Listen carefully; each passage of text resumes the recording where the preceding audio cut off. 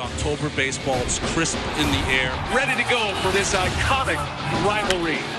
My goodness, Aaron Judge, goodbye. Sanchez in the air, left field, and this one's gone. There's a drive into left center field. 3-run blast out of Fenway Park. This American League postseason has made its way back to New York.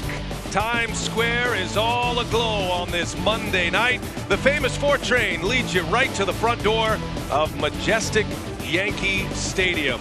It's the hottest ticket in town, and hyped up Yankee fans are ready to roar for this matchup of rivals.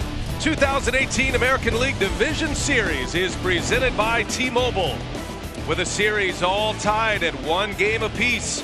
Game 3 tonight. The Boston Red Sox, winners of the American League East, and the New York Yankees, the wild card champions this season.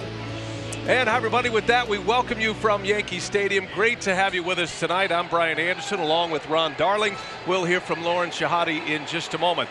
This series is all even at 1 game apiece, and you get to this point of the postseason now, you start to find out who the prime time players are, and it would appear that the New York Yankees the last 2 seasons have found one in Aaron Judge. You know, when you think of Aaron Judge, he is a transformative type of talent, and he's the kind of player, as you see, when he gets off to the kind of start he has this postseason, you have a feel, not science, but a feel that he's a guy that could put this entire Yankees team on his prodigious back. He is this generation's Derek Jeter for the New York Yankees. Bold statement right there, but he has homered 6 times in his first 8 postseason games. Now, the Boston Red Sox have made a little bit of an adjustment in their starting rotation. Rick Porcello will go for Game 4. That puts Nathan Eovaldi up for Game 3 here tonight. The former Yankee, and for more on that story, we check in with Lauren. Lauren? Yeah, BA, 6 days before the trade deadline, the Boston Red Sox clubhouse door swings wide open. Who comes in?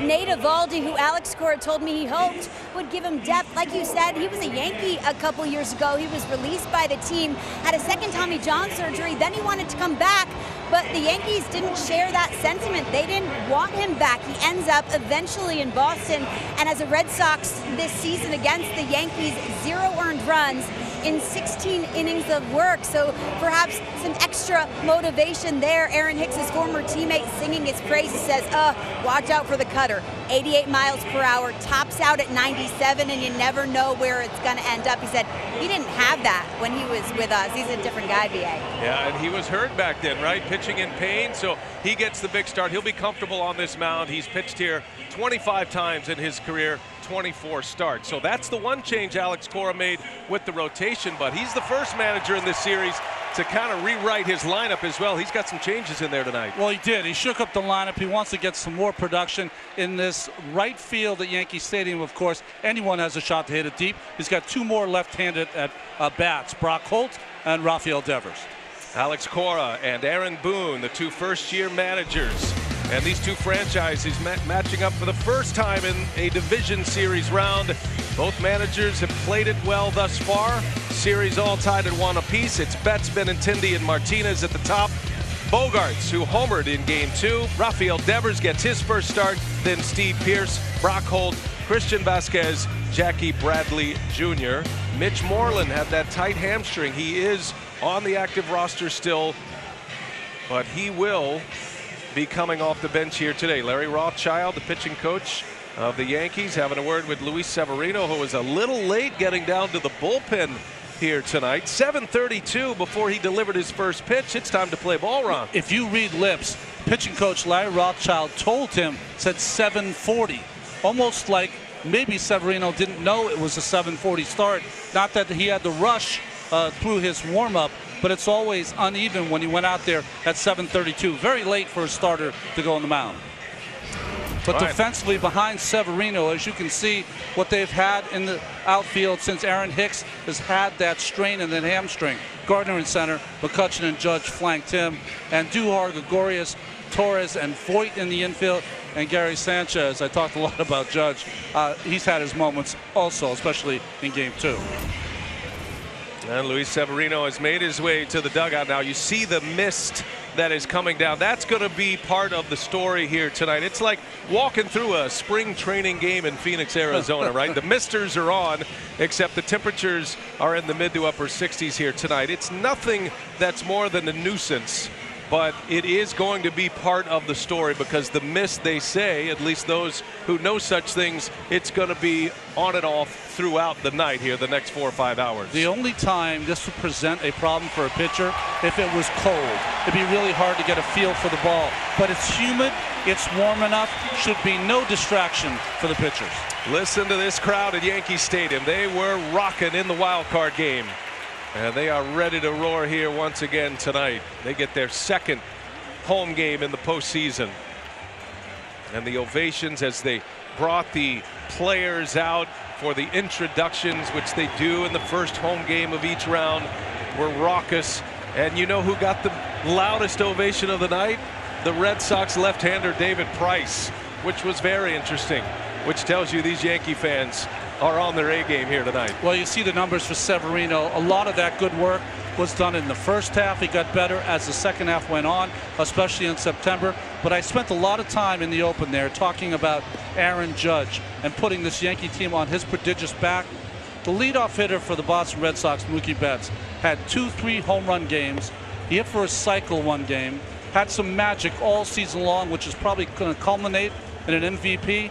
He needs to be the spark plug to get the Yankees offense, get the Red Sox offense going. Mookie Betts in this series is 1 for 7. Did have a double. The Red Sox won game 1. They jumped out early, 5-0 in that game behind their left-handed ace Chris Sale. JD Martinez had a 3-run homer. Betts, Benintendi, Pierce, and Bogarts all contributed in manufacturing runs, and that's really what Alex Cora wants his team to do more. He doesn't manage any differently here, he said, at Yankee Stadium. Even though the home run ball is a big part of playing games here, they want to get things moving. They want to run. They want to go first to third and play a little bit of small ball here. They've got to get some people on base. Remember two things right here as we see Betts comes to the plate. .419 average at Yankee Stadium this year, and Severino in that wild card game almost exclusively fastballs in the first inning. Red Sox won game 1, Yankees won game 2. A travel day yesterday. We play ball tonight at Yankee Stadium for game 3 of this ALDS. Great to have you with us.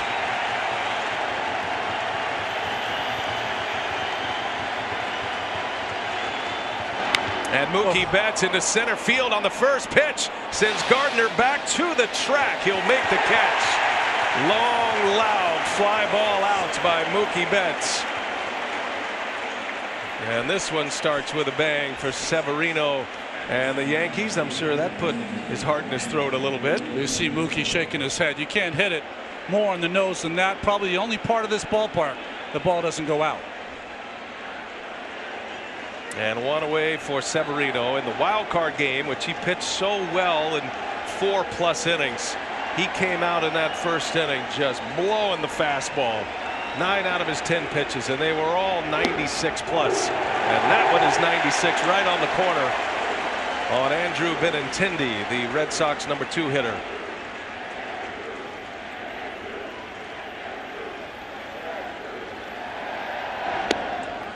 Well, this might be the best matchup for the Red Sox of this evening. Benintendi 11 for 27 with a couple of home runs against Severino. Benintendi with 2 hits in the series in the first 2 games. That's a little jam shot into center field. And 2 up and 2 down for Severino.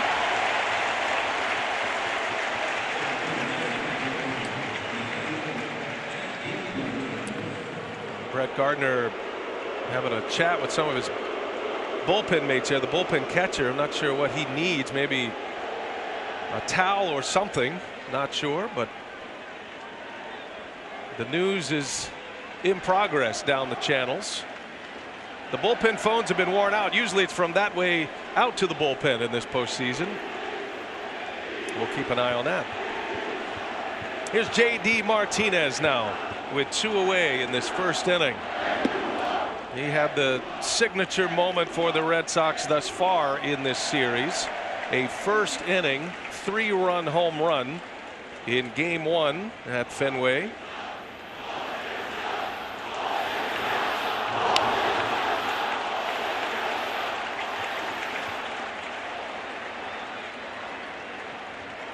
One of the greatest rivalries in all of sports. Nothing sneaks by the fan bases. They don't like each other. They played 19 times during the regular season. Boston won 10 of those 19.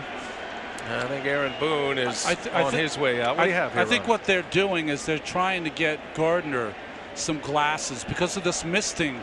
Probably has some problem with his eyes, but Gardner told him play ball, he'll get it in between innings. All right.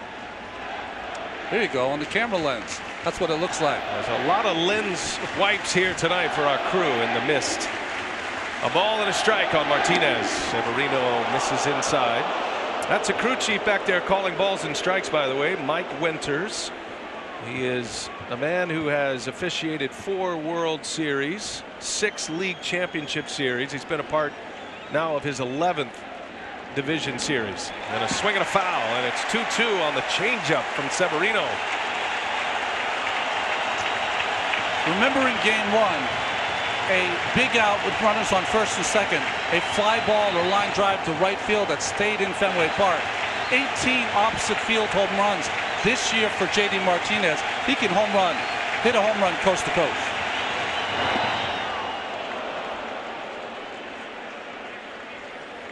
Severino didn't show many fastballs early against the Oakland A's in the wild card game. He started to break them out second inning and then more so in the third. It was mostly fastball from Severino. See Bogaerts waiting to hit next, hoping for a chance here in the top of the first. Full count. And it is ball 4, and JD Martinez draws the walk, and the Red Sox with a man on with 2 away. Well, that was a big league at bat. 2 pitches just off the corner, inside early in that at bat, and just off the corner with that good cutting fastball from Severino there. And that will get Xander Bogaerts to the plate in this first inning. The Red Sox cleanup hitter had a monster year this year. 2 hits in his career against Severino, just 2 for 24 lifetime. Did have a home run for Boston in game 2, one of the few bright spots offensively. So you were talking about pitch usage in this first inning. So much different for Severino, using all 3 of his pitches to try to get through the first. A formidable lineup with the Red Sox, constructed differently than the Yankees lineup. They do hit home runs. They're in the upper third in the league, in the American League this year in home runs, but they have the speed game as well. They'll see a lot of pitches. They try to take advantage on the base paths whenever they can. That's really been the biggest change with Boston from this year to last. I think Alex Cora has offered a lot of green light opportunities for the Red Sox. First time ever in Major League Baseball postseason history you got a matchup of first-year managers, and both managers with triple-digit wins this year. There's a strike right at the bottom of the zone for Severino, and it's 2-1 on Bogaerts. Aaron Boone, his Yankees 100 wins. Cora's Red Sox 108 victories this season.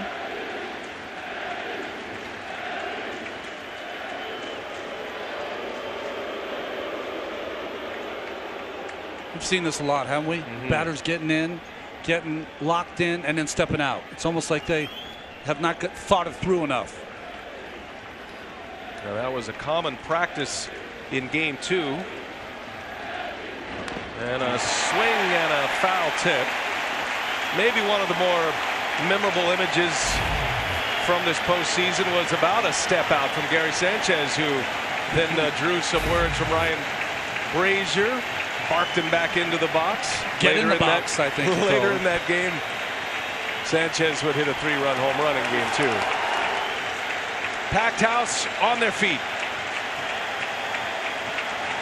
2-2 the count, 2 outs in the first. We're just underway.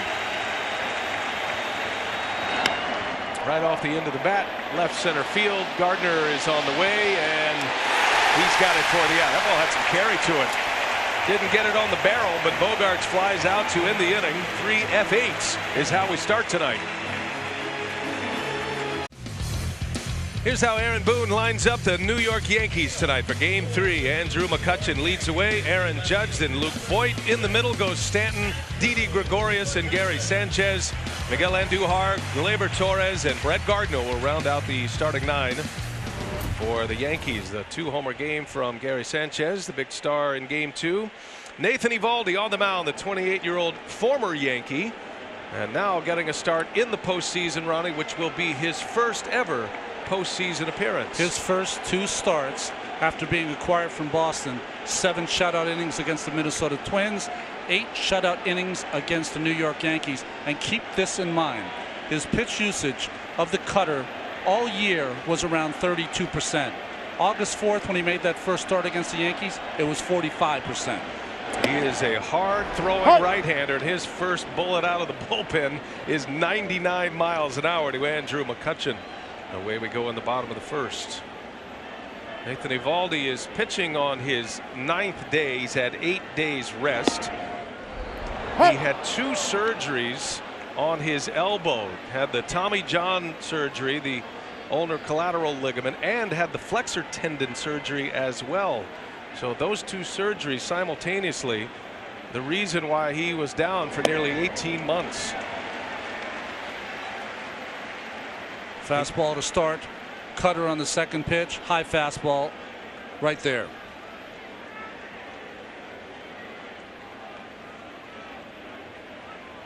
One ball, 2 strikes on Andrew McCutchen with a couple of hits in this postseason. Drove in his first postseason run in Game 2. There's the splitter from Eovaldi. And the count 2-2. We saw between innings Andrew McCutchen and Brett Gardner both changing their shoes, like a football scenario. Yeah, I was wrong. I thought it would be glasses maybe in this misty rain, but it was maybe some longer spikes. Going with the 9-inch nails. Here's a 2-2, and McCutchen doesn't bite. That is a wicked cut fastball. Yeah, both players going to the metal spikes. It looked to us like Brett Gardner anyway had tennis shoes basically on with the little nubs on the bottom. So with the wet surface out there, maybe a difference. It was a bouncing ball, and that'll be a wet baseball. Devers makes a good throw for out number 1. You know what? You'll see a lot of players today, especially the players in the outfield. Those shoes look like they wouldn't even be acceptable to play in weather like this. That's why they went to the spikes. Yeah. Normally the fields are so manicured, right? You hardly need to worry about it, but on this night they're taking measures to prevent. So here is Aaron Judge. Judge with 7 hits already this postseason, playing in his 4th game here tonight. Homered in the first inning of the wild card game, and that's how the Yankees postseason would start. He has already proven himself to be a clutch performer in his first couple of years in postseason play.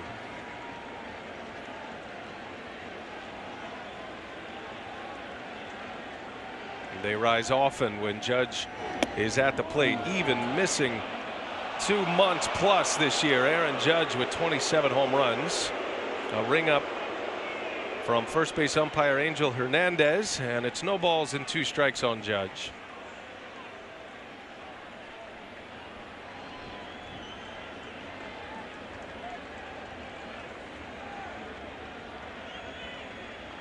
Catcher Vasquez asking for a couple of shakeoffs. Now Eovaldi deals.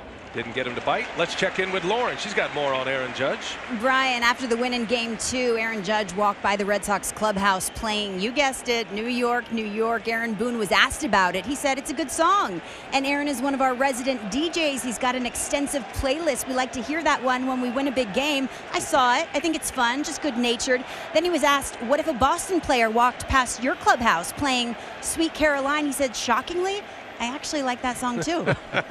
He may learn to hate it before this is all over with, but yeah, that was a big scene, and that kind of answered the social media posts with Aaron Judge as a high schooler wearing a Boston t-shirt. You know, it's all out there. It's all been fun, and this rivalry is so great because of all of that as well. Shame it's just a 5-game series for these 2 teams.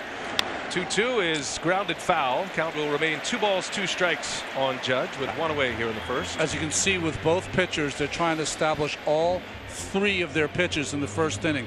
I think the approach in a Yankee lineup, which is very unusual from the past, when they had a lot of left-handed hitters, mostly right-handed hitters, I think they have to look for the cutter away, and they have to look to shoot that ball up the middle or to right field. They'll be more effective that way.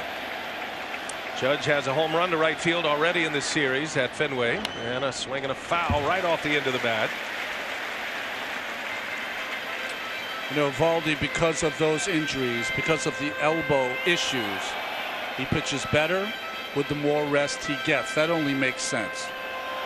Well, his ERA 6 days or more of rest, 0.36. 6 days or more, and he's pitching on 8 days rest here tonight. Last outing was the 29th of September, went 2 innings against the Yankees. Here's a 2-2 and a swing and a foul back into the screen.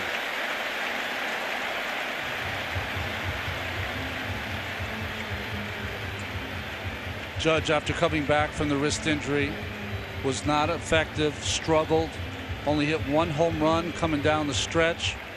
But boy, has he healed and gotten better at the right time. Now 3 home runs in the first 3 games. Matches a Yankees record to start a postseason in their franchise history. And he flicks one down the right field line. Foul. And it'll stay at 2-2. What makes that cutter so effective from Eovaldi is that he kind of is a crossfire thrower anyway. So against right-handers, he's got that 3/4 arm action that kind of starts right at the right-handed hitter, and it'll cut across the plate. Makes them give in a little bit with that front side. Been a new wrinkle for him. Didn't throw it at all until the 16 season when he was a Yankee. And as he's come back from the 2 elbow surgeries, he has developed that pitch in his game even more so. Traded from the Tampa Bay Rays to the Red Sox in late July for a left-handed pitcher, Jalen Bex. And now pitching game 3 of this American League Division Series. Here's a 2-2. And Judge lines one. A shot to right. And it's going to be caught by Betts.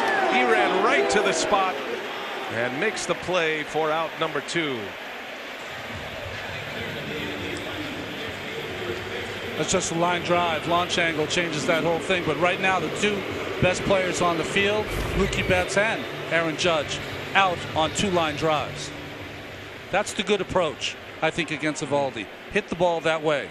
And he hits a rocket into the glove of the 2-time Gold Glove Award winner, Mookie Betts. Even Judge's outs are firm outs at this point. He is seeing it well. So 2 men are gone. Here is Luke Voigt now.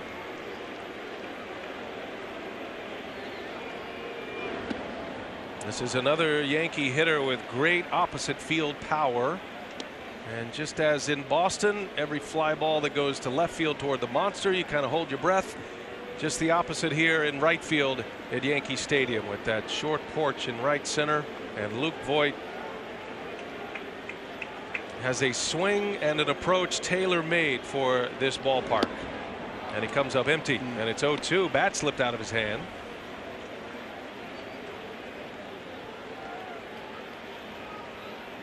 Very unusual. Batters who that bat slips out of their hand usually go grab some more pine tar. And a swing and a miss. A 100-mile-an-hour fastball to end the inning. Eovaldi with a good start for Alex Cora and the Red Sox. We're off and running at Yankee Stadium. Game 3, American League Division Series on TBS. A reminder that you can follow every postseason moment with At Bat, the #1 app for live baseball. It's the only place to get it all. Live radio feeds, video highlights, pitch tracking, StatCast, much more. Download MLB At Bat today. Underway in the 2nd inning, Luis Severino facing Rafael Devers to start. Devers, Pierce, and Holt.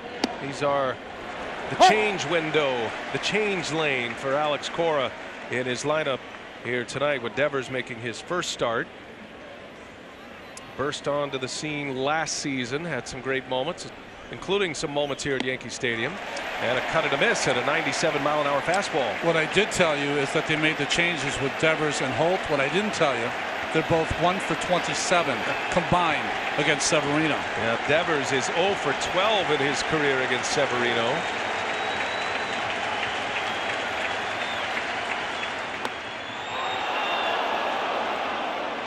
And we asked Alex Cora about that. He likes this opportunity tonight. Looks like CC Sabathia tomorrow for the Yankees. This would be the chance to get his left-handers a start tonight, like Devers and Holt. And you'll notice that Steve Pearce is in the lineup. Mitch Moreland, who pulled up with a little tightness in the hamstring in Game 2 of this division series, he is on the active roster still available, just not in the starting lineup. But they'd like to buy him a day or two if possible.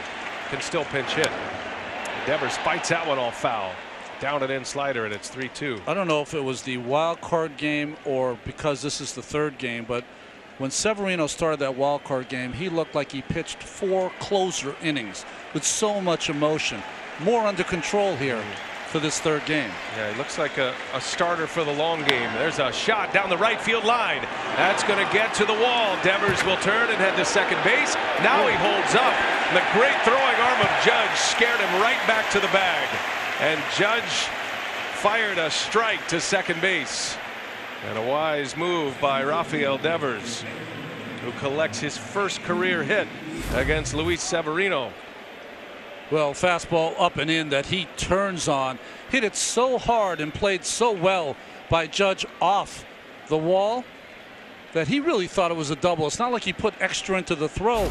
Just an example to me that the Red Sox not being as aggressive as they were during the regular season. Judge is just playing a different kind of game than you're used to seeing in the major leagues. Holt looked like that was a Sunday lob into second base, and it was on a line all the way in the air.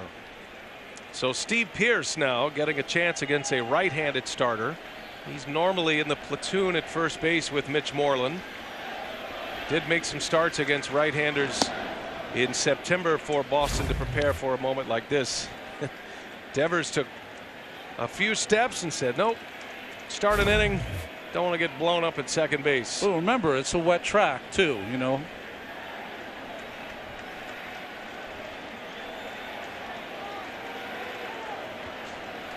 Red Sox in this series so far 4 for 23 with runners on base. And you talked about Pearce getting some starts against right-handed pitching. Does have a home run off Severino this season. And Pearce had an RBI single in Game 1 off a right-hander, Chad Green. That was the game Boston chased Jay Happ early. 5 homers last 21 at-bats against the Yankees. Steve Pearce, who grew up a die-hard Red Sox fan, thrilled to be in this series. The 1-2. Good block back there by Sanchez.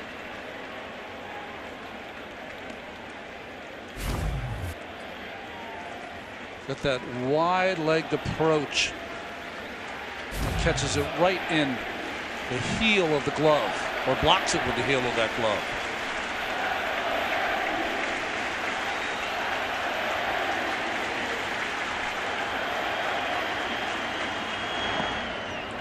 Another one smothered by Sanchez. Devers has to stay put.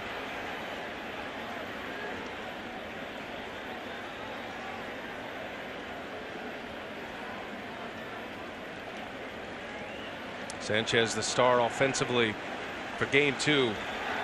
A multi-homer game. And one of them hasn't landed yet.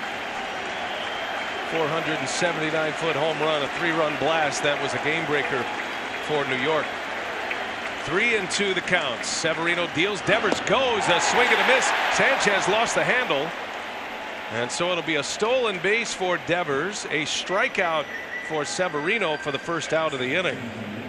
And Devers does end up at second base. It's almost like Alex Cora is trying to force feed his team into being aggressive. So the first 3-2 count he gets with no outs. He sends his base runner, and it pays off when Sanchez drops the exchange. Changeup. And here's the drop with the exchange that allows Devers to reach second. Sanchez has one of the strongest throwing arms among catchers in the majors, and he threw out 30% this year. No question about his throwing ability. Just couldn't handle that one. There's a strike. Brock Holt gets his first start of this postseason, and as you mentioned, 1 for 15 in his career against Luis Severino.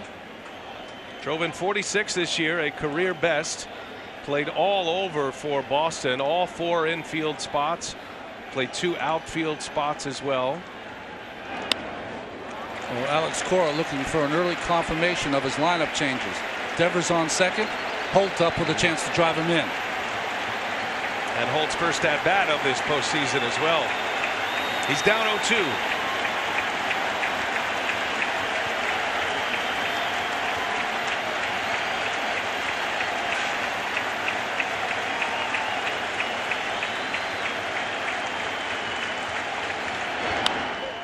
Holt trying to serve one to the opposite field. Stays alive.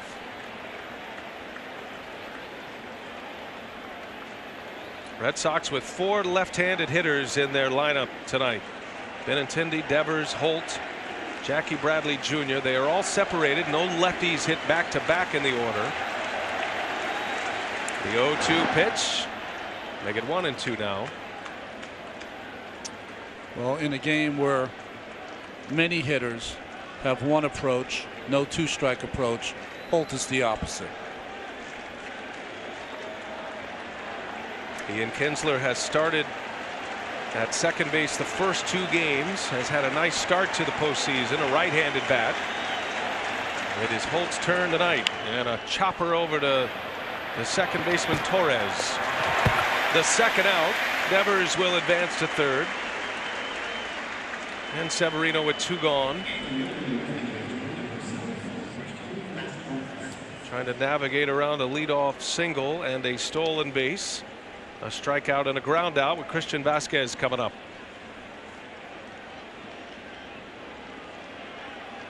First start for Vasquez in this series as well. Sandy Leon has put on a defensive catching clinic in the first 2 games. Red Sox carry 3 catchers on their postseason roster. Blake Swihart the other.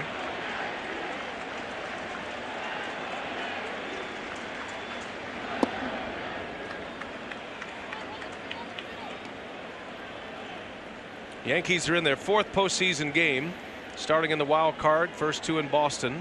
They have not allowed a 2-out RBI yet. Their pitching has been on point, minus the start of Jay Happ in game 1.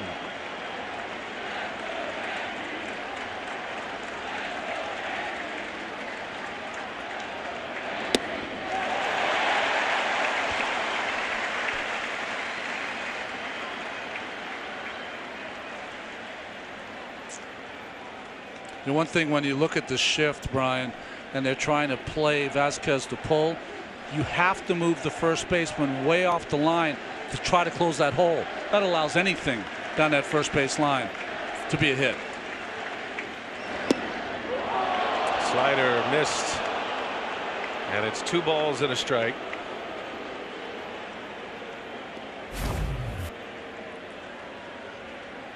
Good call by Mike Winters. That ball just off the corner.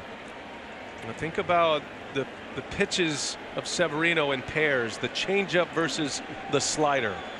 They break different ways. They're the same velocity. And then he's got the big fastball.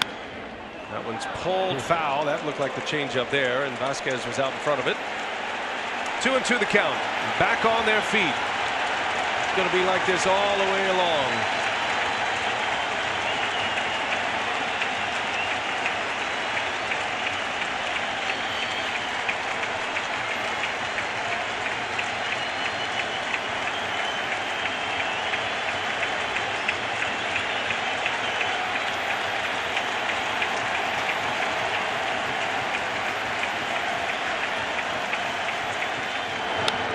Vasquez fouls it away. Anytime there is a runner at third base against the Yankees when Sanchez is behind the plate, and even though he's played well behind the plate so far in this postseason, you have to think about the pass ball. Sanchez does have 4 pass balls with Severino this year. And 34 the last 2 seasons. He's tired of us bringing it up, but it is a story, and Devers has a big lead at third, ready to take advantage if it happens. On the ground, back up the middle, in and out of the glove of Severino. A run will score, everybody safe. Gregorius goes into the slide, but could not get gathered to make a throw, and the Red Sox strike first here tonight on an infield hit and an RBI with 2 outs by Christian Vasquez. First one of the postseason the Yankees have allowed with 2 outs. Well, part of being a pitcher is fielding your position, and that ball just hits off the glove of Severino. So instead of being an easy out on the wet track, no chance for Didi Gregorius to get there. Slows it up just enough too. Got a lot of leather on it, but didn't hit the pocket. That gives you an idea of just how wet the infield is. That long slide looked like a celebration after a goal in the Premier League or in the Champions League.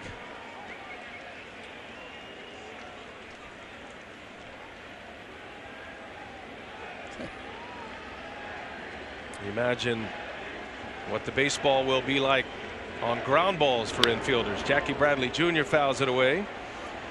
So the early returns on Alex Cora's lineup change is a success. Devers and Vasquez with 2 hits. Of the 3 that are new into the lineup, 2 hits and an RBI, a stolen base, a run scored.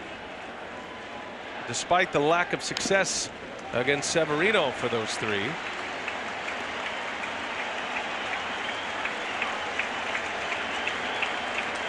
And it's back in a 2-strike count with 2 outs for Severino.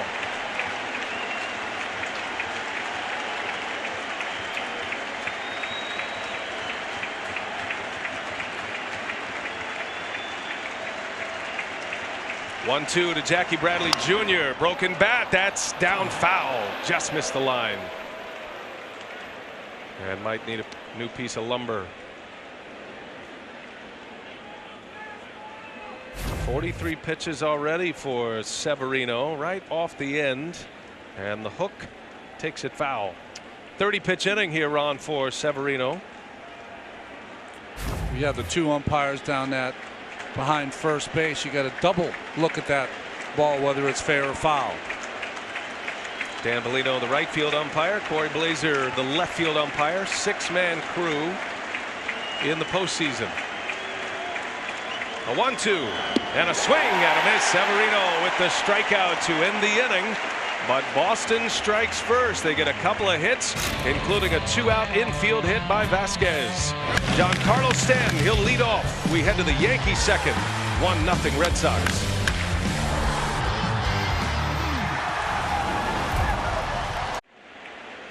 This postseason, T-Mobile is again going to bat for hurricane recovery, and you can help. Every time you tweet hashtag HR4HR, T-Mobile will donate another $1 to Team Rubicon. Great shot there, the Freedom Tower on a Monday night in New York, in the big city tonight on a misty, cool autumn night. Red Sox have the lead, scoring in the second. RBI infield hit by Christian Vasquez. Giancarlo Stanton leads off against Nathan Eovaldi. Eovaldi 3 up and 3 down in his first inning. He finished the inning throwing 8 consecutive strikes, and now 1-1 on Stanton.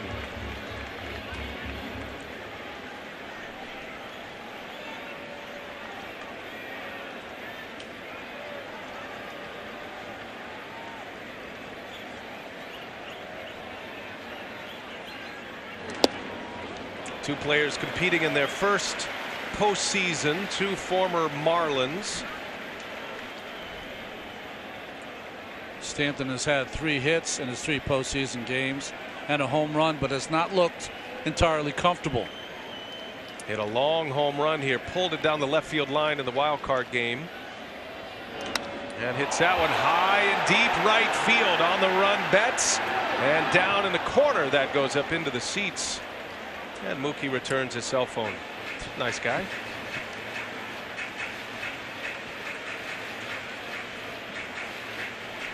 Can't live without the cell phone. I mean, that's a big loss. And now Mookie Betts has touched it. Even for a Yankee fan, that has some value to it. If it was a Red Sox fan, he probably would have caught it. There you go, sir. See, it's all love here between the Red Sox and the Yankees. A lot of love. We'll see. Here's a 2-2 to Stanton, and a little chopper foul. Two former teammates with the Marlins, and stepping into a big stage here for their first postseasons. Way up there, Stanton just fighting hard to put a bat on it. Yeah, he got on top of it though with that top hand, even though it was so far up in the strike zone.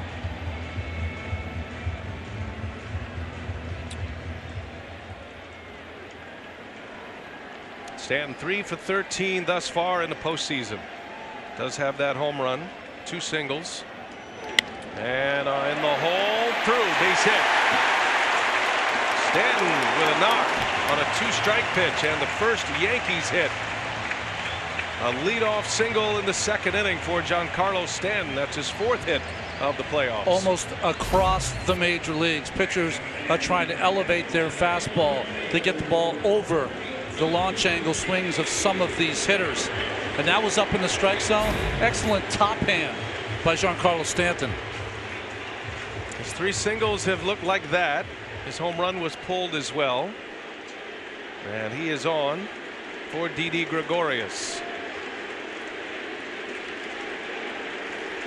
27 home runs during the regular season. Had a fantastic year once again.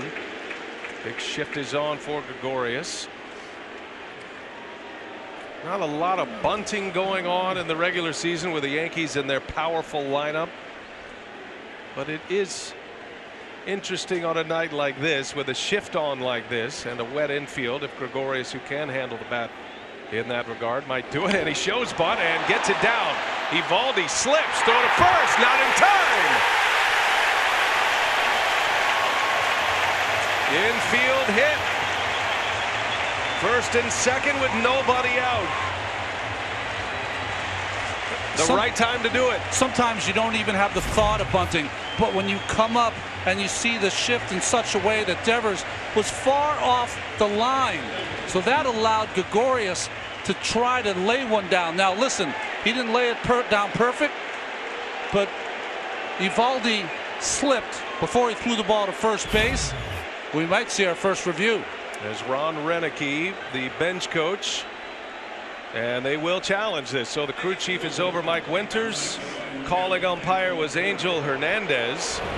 And we will go to a replay review. Remember, ball has to connect with the leather in the glove. It's in, foot not down. Yeah. I think this one's going to be overturned. Sometimes it helps to throw 99 when you're trying to get hitters out. Sometimes it helps when you're trying to throw them out at first base. This replay review powered by Mitel.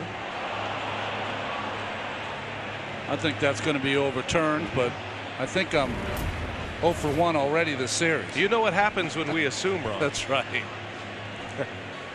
There was a call that Angel Hernandez made in game 2 at second base.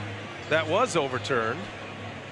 Although that one was a bang-bang play at second base too, with just a toe of Ian Kinsler on the bag. For Eovaldi, after the slip, to get that much on the throw to first base. And from every angle I've seen, they're going to have to reverse the call. Call on the field was safe. Has to be enough evidence, clear and convincing, to overturn it. That ruling will come from the home plate umpire here, who is the crew chief, Mike Winters. He'll get word from the replay review center in Chelsea, New York, just down the road. Didi had the right idea. He just had to get it closer to the line. Bunted too much back to the pitcher. And there is the call, and it will be overturned. So 2 of Angel Hernandez's calls in the last 2 games have been overturned. So the putout, instead of an infield hit, goes 1-3. Let's score that as a sacrifice bunt. Gregorius had just 1 sac bunt in the regular season. So it does advance a runner. It is the first out as that one is overturned. Good idea by Didi. Did not work out. No, it worked out to get the runner to second. Stanton in scoring position for Gary Sanchez. Well, with all the replay and the overturn, the moment of the introduction of Sanchez walking to the plate here at Yankee Stadium kind of got washed under by the crowd here, but he got a huge ovation when they announced the starting lineups tonight on the line, and deservedly so. His manager stuck with him.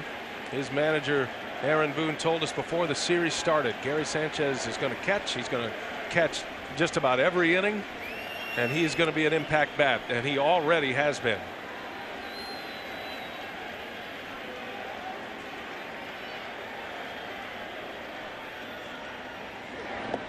Chase one that time.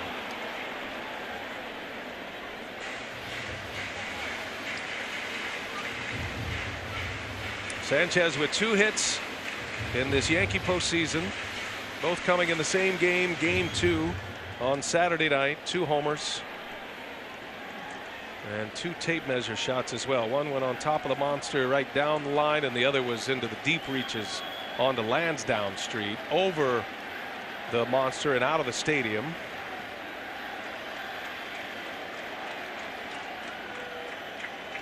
All part of a 4 RBI game 2 for Gary Sanchez. No balls, 2 strikes.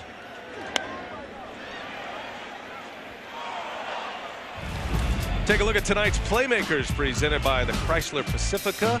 Entering the history books, Gary Sanchez with the multi-homer game in Game 2 Saturday. Hadn't been done since the 1956 World Series by the great Yogi Berra, the Hall of Famer, the legendary Yankee catcher.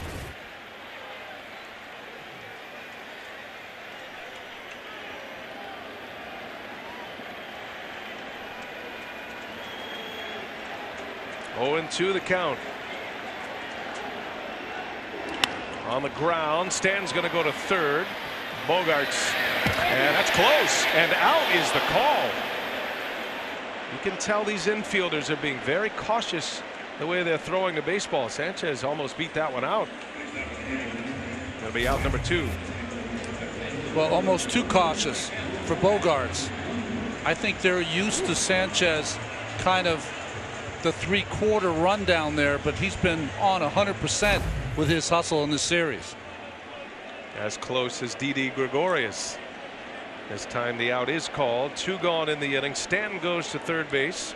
Led this second inning off with a single. And here is Miguel Andujar.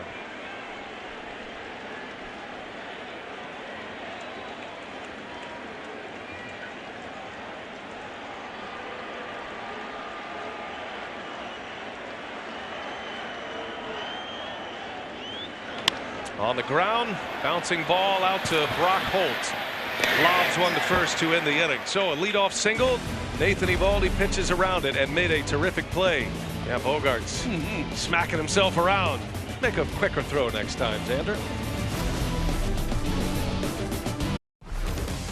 The 2018 American League Championship Series, presented by T-Mobile, continues tomorrow on TBS. The Division Series, I should say. And now that the Dodgers have taken down the Atlanta Braves, this is the only division series remaining. So the championship series, the AL on TBS, the NL on Fox. And it's going to be a Dodgers Brewers NLCS. And the Astros are awaiting the winner of this one. Mookie Betts will start it for Boston. Luis Severino back on the mound, starting his 3rd inning. Betts, Benintendi, and Martinez, top 3 in the Red Sox order. And a line shot into left field, a base hit. Over to cut it off McCutchen. Betts will settle for the single. And his 2nd hit of this division series. And it's a lead man on for the 2nd consecutive inning for Boston.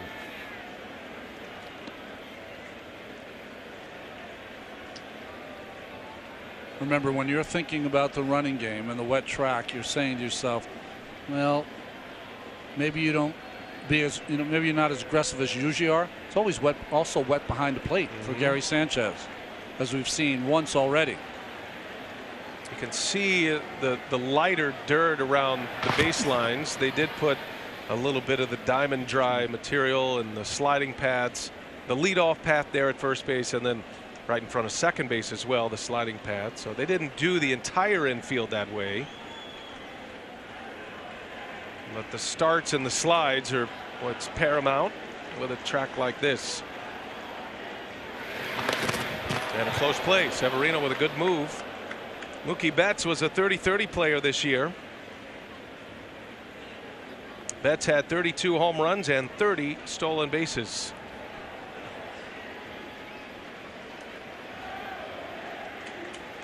And Andrew Benintendi hitting in the 2 spot in the order with 87 runs batted in. All that traffic in front of him, namely from Mookie Betts, who is the first in Major League Baseball history to go 30-30 and win a batting title. 80% success rate, second best in the American League, and Betts with 30 out of 36 at 83%. Very high numbers of success stealing bases. Anytime you get over 75%, that's considered above average. Well, I think if you're not stealing bases at a 75% clip or better, the analytics tell you today to not take a chance. Not worth it. 2 balls, no strikes. Benintendi fouls it back. 2-1 now. Well, Severino has enough experience, but this is always kind of the last thing to come for young pitchers. Ability to hold runners on and still have all of your intention on the batter at the plate.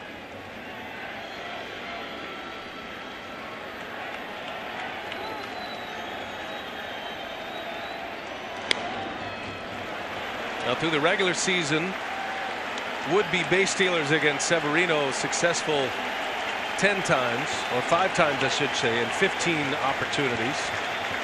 And we mentioned Gary Sanchez throwing out runners at a 30% success rate. Red Sox already have a steal in this game. That was Devers' last inning. Big lead for Betts. Stays put. Benintendi, little flare into left field, going to fall for a base hit. And Betts on his way to third base. Throwing on the run is McCutchen. Safe at third. Into second is Benintendi. And the Red Sox running wild as Betts goes first to third on a single to left.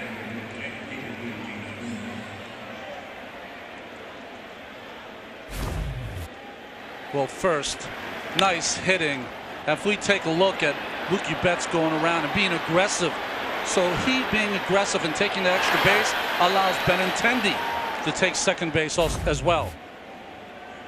Changes the inning. Instead of first and second, which you would normally see in a spot like that on a base hit to left field, it's second and third with nobody out, and their big bat coming up, J.D. Martinez. This is more of what you saw from the Red Sox all season long. Combination of power and speed. As that 3-run home run came in his first at bat of this postseason. Big opportunity for Boston. They lead 1-0.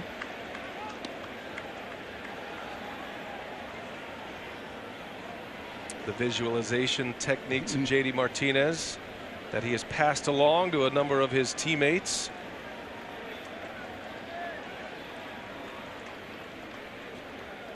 And that one's hit hard to left field. McCutchen is there on a line. Betts will tag and score easily.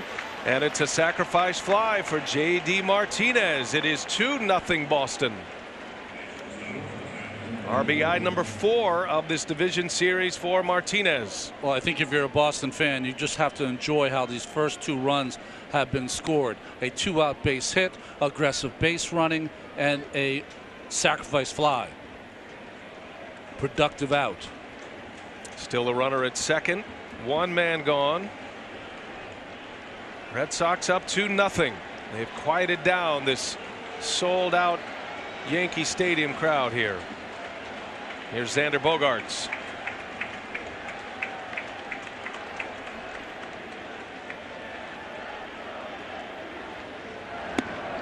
No breathers in this Boston lineup. Bogaerts had a monster season this season. Drove in 103 runs on 23 homers this year.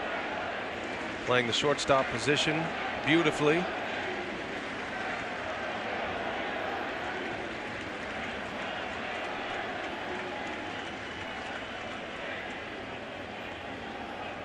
Severino a scoreless first, giving up a run on the second and now one here in the third. He does have a couple of strikeouts. He's walked a batter and deals a strike. 97-mile-an-hour high fastball to Bogaerts. We talked earlier about Severino in his first half. He was probably the best pitcher in baseball at that point. Then he lost his fastball command, got behind hitters. Only 5 first pitch strikes to the first 13 hitters he's faced so far.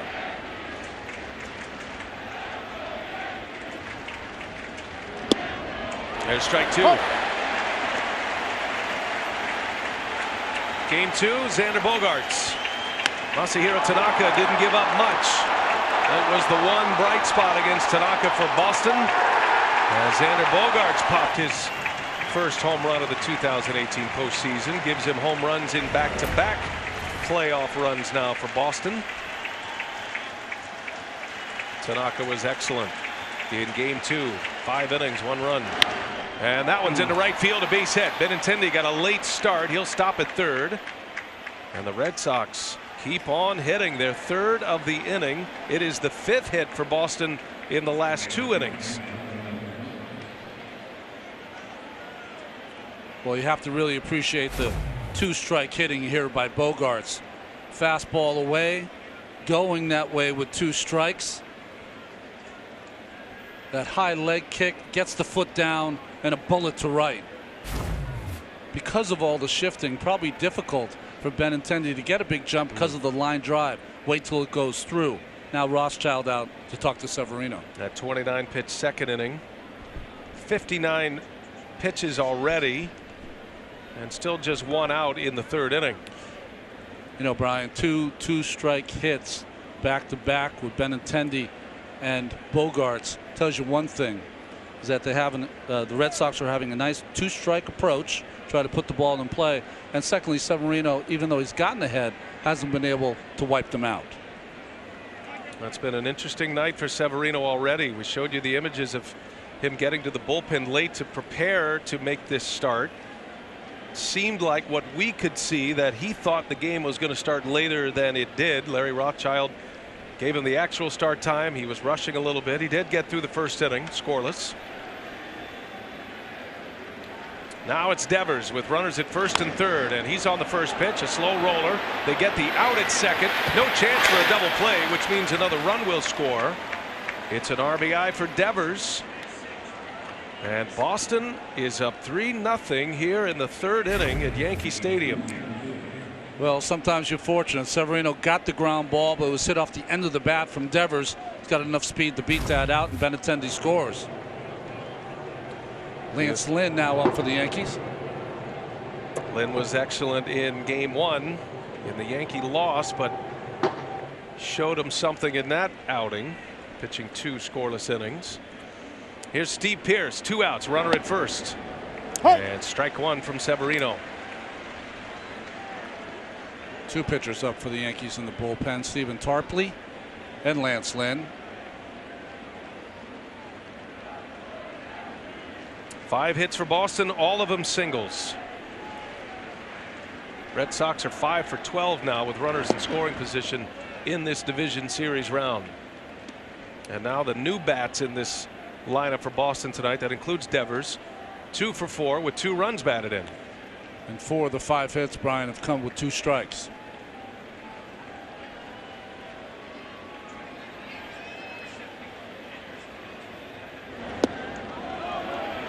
Did he go? Did not. Checks his swing. 2-1 now to Pearce.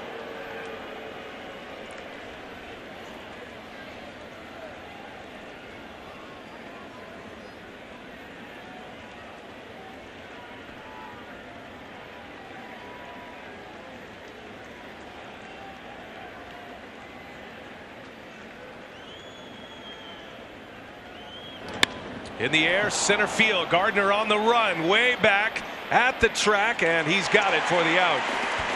Inning is over. Pearce flies out deep center, but Boston scores twice and now lead it 3-0. Need to focus on the game? Hey Siri, turn on Do Not Disturb. misty night at Yankee Stadium in the Bronx. Let's see if the Yankees have an answer now. Boston up 3-0. Got a run in the second. RBI infield hit by Vasquez. 2 runs in the top of this third inning. RBIs from J.D. Martinez and Rafael Devers. Gleyber Torres will lead off. Anthony Valdi back on the mound. He surrendered just the 1 hit. That was a 2-strike hit by Giancarlo Stanton to lead off the second inning. Made an excellent play on a bunt by Gregorius, and then retired the next 2 hitters on groundouts. So 4 of his 6 outs have been groundouts. He has a strikeout. Aaron Judge hit the hardest ball of the night for the Yankees, a line drive out to right.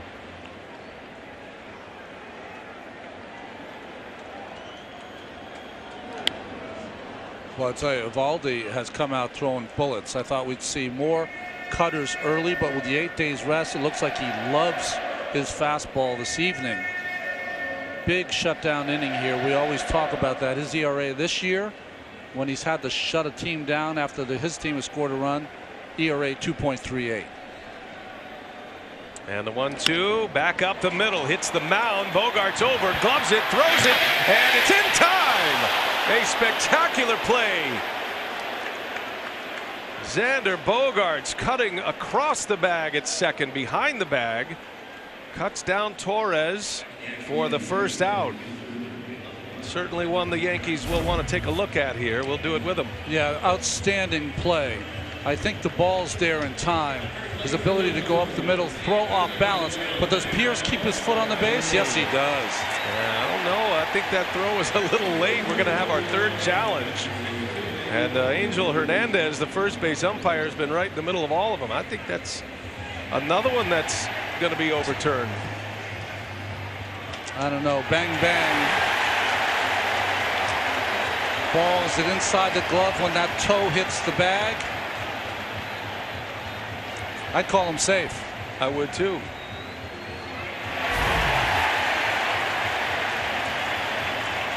I think it's just outside of the leather when Torres hit the bag.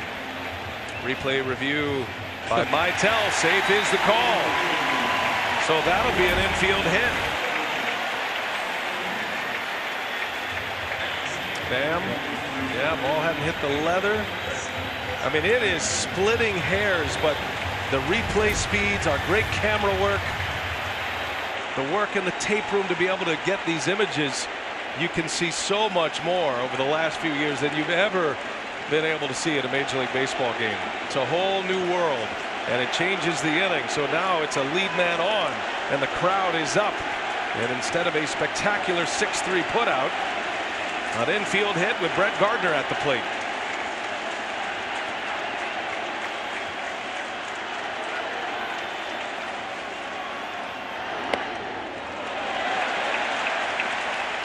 Aaron Hicks tweaks his hamstring in game 1, comes out of the game after he had driven in a run in that game.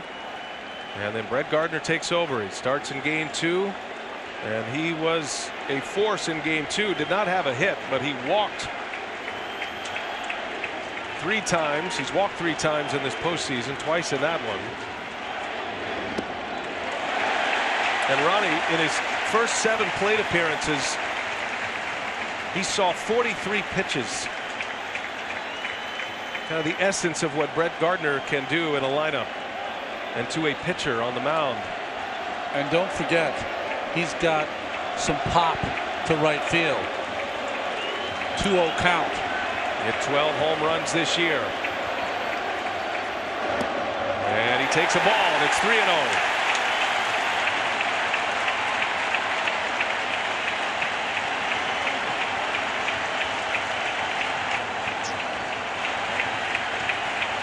You'll have the full take on here.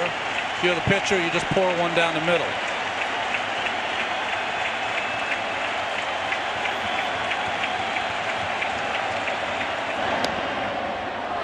Just caught the corner. 3 balls and a strike on Gardner, who is as comfortable hitting with 2 strikes as any Yankee. So 3-1, no given either.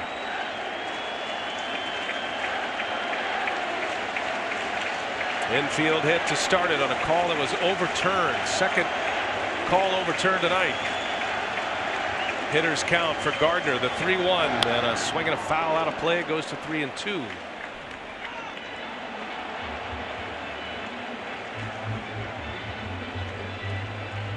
Andrew McCutchen, the Yankees leadoff man, due next.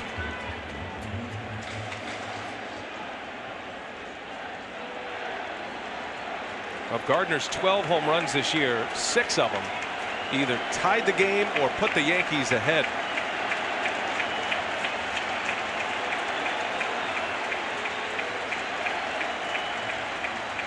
And the 3-2 and a swing and a high fly ball. That is going to hook, foul. Oh, just got out ahead of it. So interesting choice of pitches. The 3-1 pitch, he threw right by him with a fastball. Decided to come back with a little cutter, backdoor cutter, sped up his bat, and he almost went bridge. That seems like the worst possible pitch for Brett Gardner. Unless it's buried in the dirt, and he's not a guy that chases that often. Risky in a 3-2 count. Let's see what Eovaldi has in mind for him. Torres the runner at first. And Gardner a shot. Oh, nice play. Holt to second. Out. And bobbled by Bogaerts. The out is recorded at second base on the exchange. They say the ball comes free. So the first out of the inning comes at second base on a heck of a play by Holt. Moment ago, Lauren had a chance to catch up with Alex Cora. Listen in.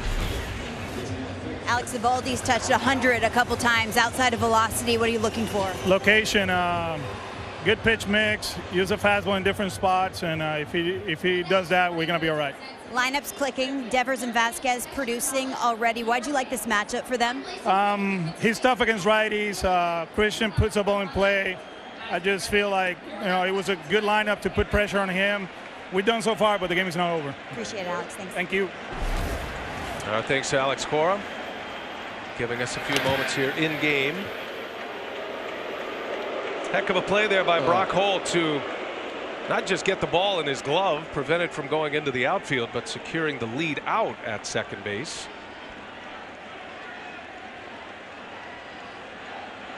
One away, runner at first. Top of the order, Andrew McCutchen now bats for the second time. And he ate him up with a fastball inside. I mean, you're not going to see a better play by a second baseman. In between hop and with the slide and pop up by Holt, or sorry, on his knees, makes the play to Bogaerts. In the exchange, lost the ball. It was so quick in and out of his glove with that slide. Actually gave Bogaerts a chance at a double play. There's a high fly ball to right field. Routine for Mookie Betts. Gardner halfway. He'll retreat. And there is the second out of this third inning. Brock Holt says, yeah, strong in his first start of this postseason. He didn't need to be strong on that play. Agile is what worked. Dustin Pedroia, not part of this postseason roster, but a big part of this ball club. And one of those guys that Alex Cora leans on in that clubhouse. Finally shut down for good. Played 3 games this season and none after late May. Dustin Pedroia. Here's Aaron Judge.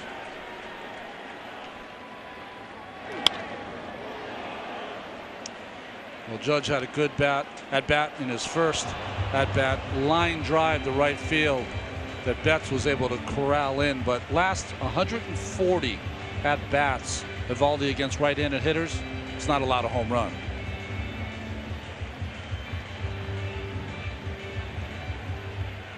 Eovaldi moved up in the rotation after Porcello pitched out of the bullpen in game 1. Porcello originally was the scheduled game 3 starter, but Eovaldi gets that call. We'll see Porcello tomorrow night. On the ground to short. Bogaerts goes the easy way to end the inning. Side retired. There was a call overturned. Torres with an infield hit to start it, but nothing doing for Eovaldi. A reminder that official caps, t-shirts, hoodies, jerseys, jackets, and more can find all the gear you need all postseason long at MLBshop.com. Yankees fans waiting for their team to jump back into the fray here. Down 3-0, and first ball swinging Brock Holt, a base hit. And the singles continue to come for the Red Sox. Their 6th hit, all of them are singles. Well, this is turning into the best lineup change in the history of the game by Alex Cora, with Brock Holt and Devers, Vasquez. Holt, his first hit of the night and his first start, his first at-bats of this postseason, just made a sensational play at second base. And with Severino on the mound in the 4th inning, Lance Lynn has resumed throwing in the New York bullpen. Here is Christian Vasquez, who drove in the first run with an infield hit. Came with 2 outs and 2 strikes in the 2nd inning.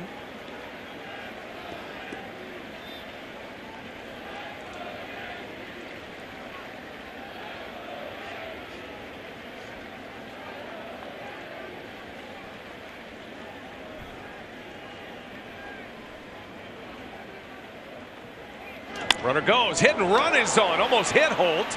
He'll stop at second, a base hit for Vasquez. Now we're really into the old school. When's the last time you saw a hit and run? Well, you know what's interesting? This season, Brock Holt stole 7 bases, was thrown out 7 times. What that tells me, he's their guy when he's on first to go on a hit and run. And Vasquez, just beautiful hitting, and just misses Holt. That would have been an out had it hit Holt. He would have been eliminated. And it's 1st and 2nd now. And since we've got a sac bunt and we have a hit and run, do we go for a good old-fashioned sacrifice bunt right here? Jackie Bradley Jr. 5 for 26 career off Severino. 2 on, nobody out. He does square and pulls it back, takes a ball.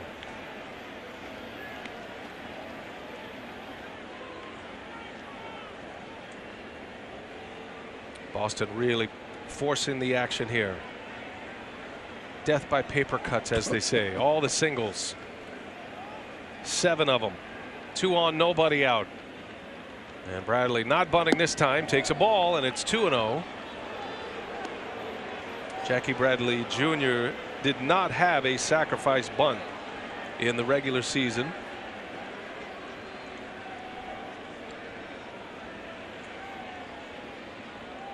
First one he turned, the next one he didn't, and swinging away this time, takes a ball. And it's 3 balls and no strikes, and it might be the end here for Luis Severino. 2-0 changeup, loves his changeup, throws it on any count, doesn't find the strike zone.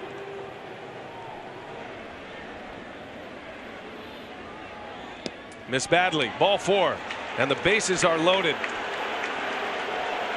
Worst case scenario for Aaron Boone. He's got to make an early pull. With the bases loaded and nobody out in the 4th inning, Severino's night is over. Severino started warming up late.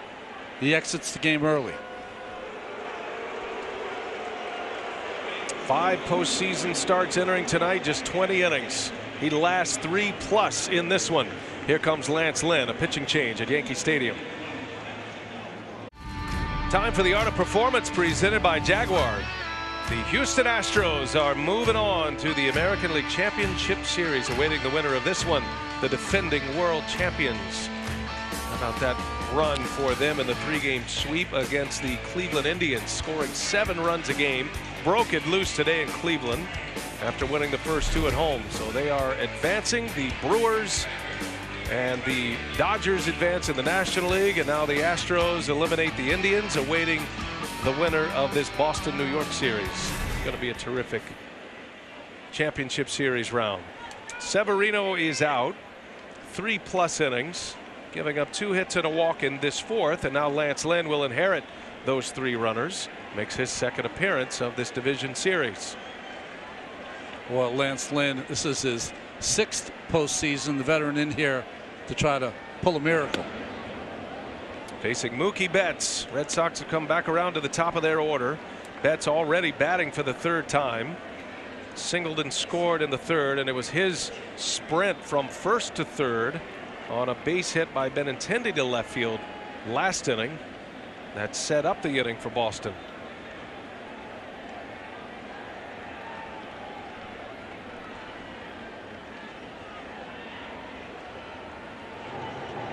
Chad Green has started to throw in the Yankees bullpen.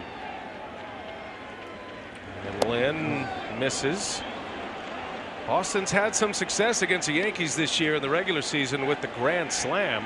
They've hit 4 of them against New York. 7 for 20, 7 hits and 20 at bats with the bases loaded with 4 slams, including one from Mookie Betts. It's a dangerous hitter at the plate.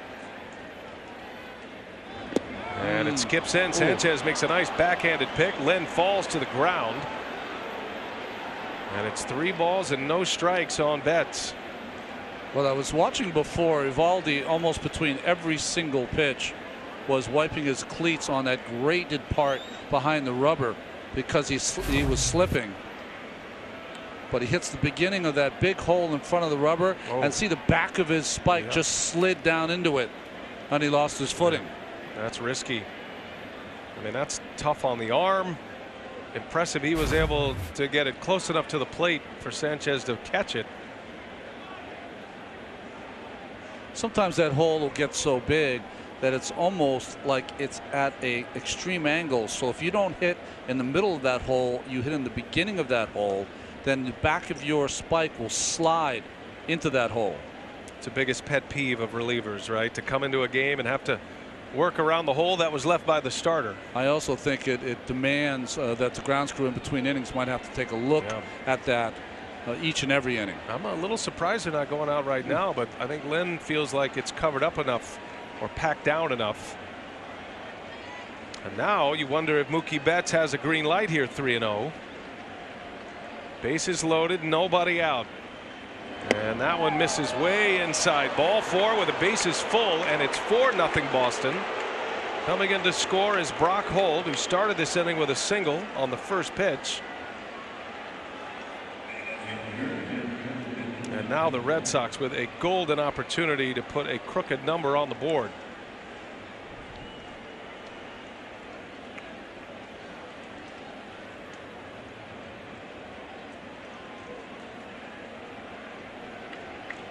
Andrew Benintendi singled and scored in the 3rd.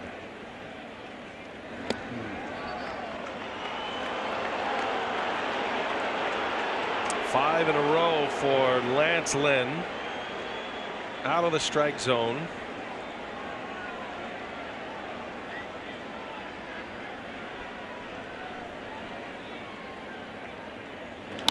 That one's on the ground, foul. And finally a strike. What Aaron Boone likes about Lance Lynn as a reliever, he's one of the few right-handers that he has that can come in and get a ground ball. That ground ball could lead to a couple of outs, or much needed outs. Huge swing inning right now in the 4th. The Yankees is trying to minimize the damage here. They have not recorded an out, but in this ballpark with the Yankees lineup, you're never out of a game. A swing and a miss. Good fastball by Lynn. 1 ball, 2 strikes on Benintendi. Benintendi is a good runner and coming out of the left side of the box as well. He's tough to double up. Corner infielders are in. Looks like the throw from there would come to the plate. Middle infielders look to turn 2 and allow the run to score as that one misses. Benintendi didn't bite on that one. 2-2. Pitching Benintendi away with the shift on, with Gregorius playing really up the middle. Benintendi with 62 opposite field hits this year led the American League. A number 2 hitter driving in 87 runs this season. And he rips that one. Fair ball. Down into the corner it goes. 1 run is in. Vasquez right behind him is Bradley, and Betts right behind him. A 3 RBI double. Andrew Benintendi. 7-0 Boston. And a big spot to deliver for the number 2 hitter Benintendi.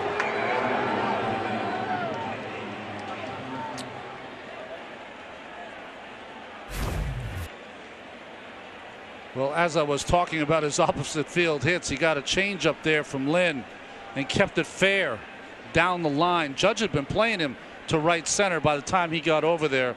Betts in his great speed scored from first base. And the dam breaks in the fourth. Still nobody out. First 5 batters have reached, and the first extra base hit of the night turned in by Benintendi as Martinez fouls it back.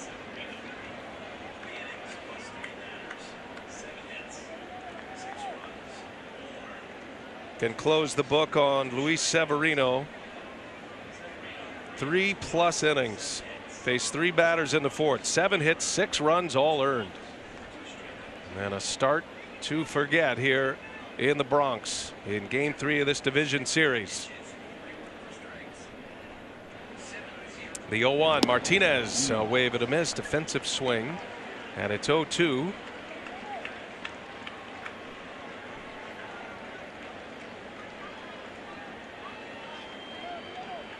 One day leads to the next. Aaron Boone will certainly navigate this the rest of the way with his bullpen. See if his offense can put some runs on the board. But how you use your pen when there is a game tomorrow is a big story right now for the Yankees. With a 7-run deficit. Might change the name of the relievers who come in the ball game. CC Sabathia, the scheduled starter for Game 4 tomorrow. Slow roller to third base, and Duhar makes the play, and that is the first out of the 4th inning.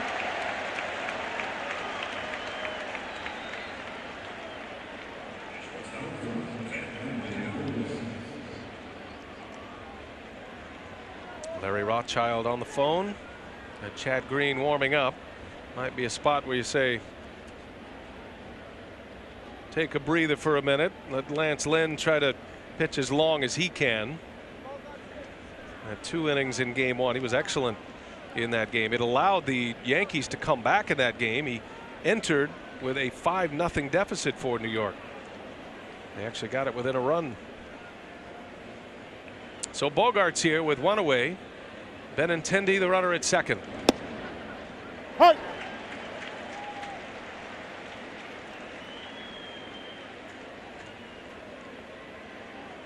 Clutch hitting by Boston in the ALDS. 6 for 14 with runners in scoring position. Just haven't gotten as much traffic in the first 2 games as they'd like. Certainly are today.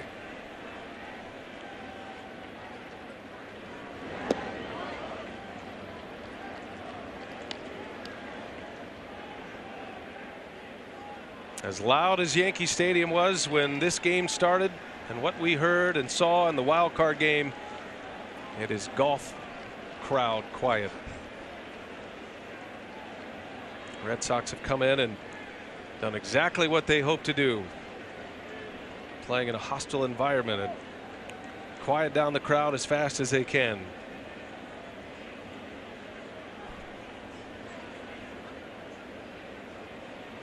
One ball, 1 strike. Bogarts with a single his last time up. That's one of the 8 Boston hits. Well, coming into this series, that's what we talked about with this Boston offense. One of the reasons why they won 108 ball games is that they can play home run ball like they did in the first game with JD Martinez, but they can also play small ball, aggressive ball, put together and keep the line moving.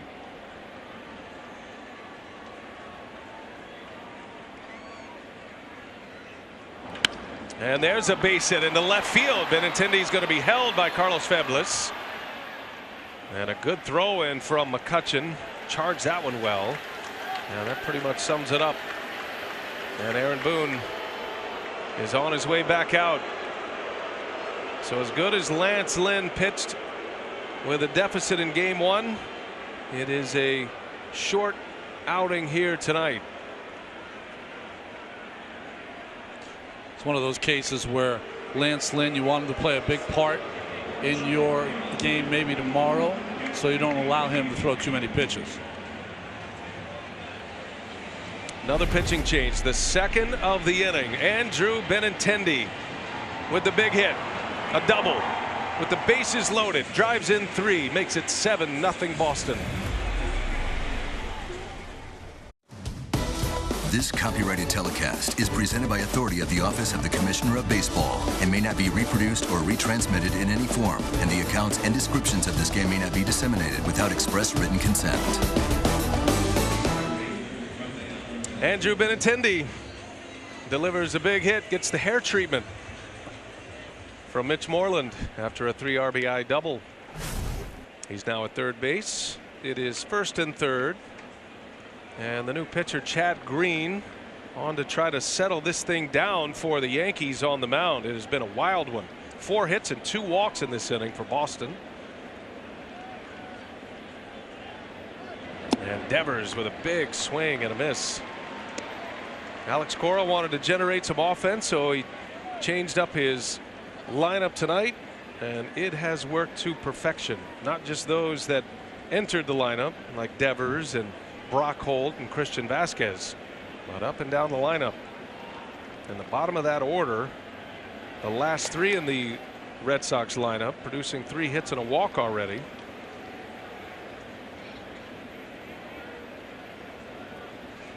Doesn't feel like Alex Cora is going to be adjusting the top 4 in his lineup very often, with Betts and Benintendi, Martinez and Bogarts. That's a pretty much of a lock in this postseason. But 5 through 9, or 5 through 8, you've got some flexibility there and some players that have had some success. And what it does for Alex Cora, it gives him a really strong bench every night, and players that have been in the fire already. And against right-handed pitching, if they move forward, Devers and Holt are going to get more opportunities.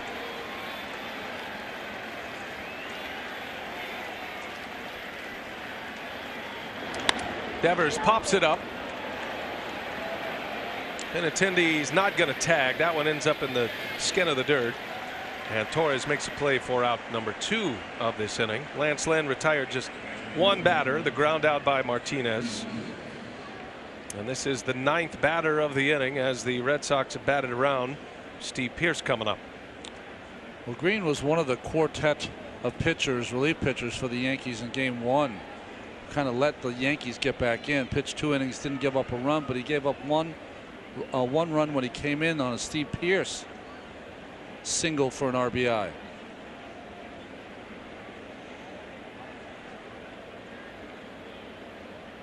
Pearce at the plate, 0 for 2. Holt.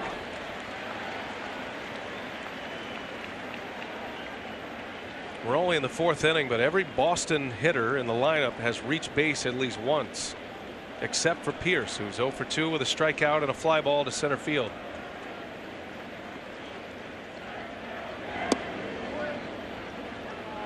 Red Sox do have some concern about Mitch Moreland. They're hoping to buy him a day or 2. Yankees will have CC Sabathia on the mound tomorrow. That would be a Steve Pearce start anyway, and then you get an off day, so it's a hamstring injury for Moreland. There's a base hit in the left field. Pearce is on the board with an RBI single, and the Yankees will add, or rather the Red Sox will add to their lead. It's now 8-0 as the Yankees are having a tough time getting through this 4th inning. Still 2 outs, now 2 men on. This was the injury to Mitch Moreland. That shot off the wall. Moreland cranking it up to score. And notice here right at the end of this, when he steps on the plate, as he puts the brakes on, he grabs at his right hamstring. Red Sox did get good news today, though, and not going to have to go on the DL or taken off the roster because of injury. Brock Holt, the man who started this inning. Well, Steve Pearce with an RBI single. He's in the books. Lauren's got more on him. And BA, it took 7 years in Major League Baseball until Steve Pearce finally had 200 plate appearances. He's played in 8 big league organizations. He's played for all 5 teams in the AL East. He's been released. He's been re-signed. He made his Red Sox debut at Yankee Stadium.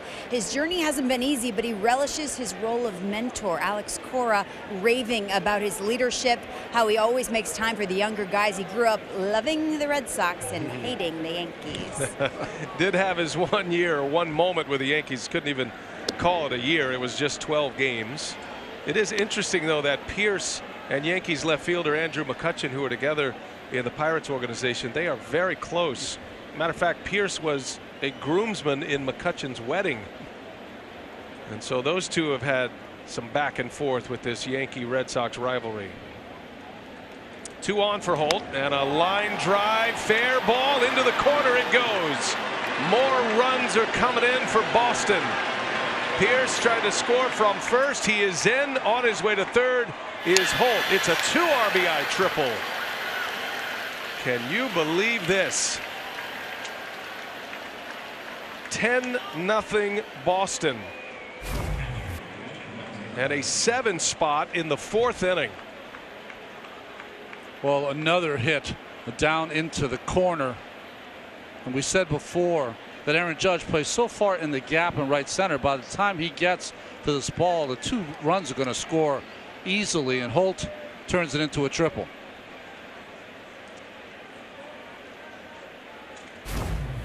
Brock Holt feeling it. 2 hits in this inning. 7 runs. 10 runs on 11 hits. Boy, who saw this coming? Christian Vasquez started it all with an infield hit with 2 outs and 2 strikes in the 2nd inning.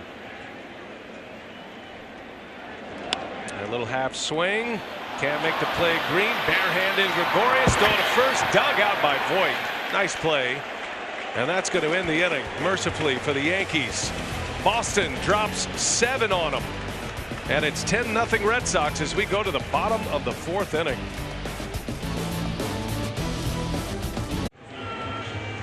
This 2018 American League Division Series is presented by T-Mobile. Boston 10-0 over the Yankees. First game of this series at Yankee Stadium. And these fans quiet, upset, in disbelief as the Red Sox put 7 on the board in the 4th inning. A nightmare inning for New York. Let's see if they chip away a little bit now. Meanwhile, Nathan Eovaldi has been terrific. 3 scoreless. He's only given up the 2 hits. One of those hits was an infield hit by Torres. Has 1 strikeout thus far. And he looks comfortable on the mound. And he looks especially comfortable now. He's got a 10-run lead. On the bench for a long time, though. 2-0 now to Voit.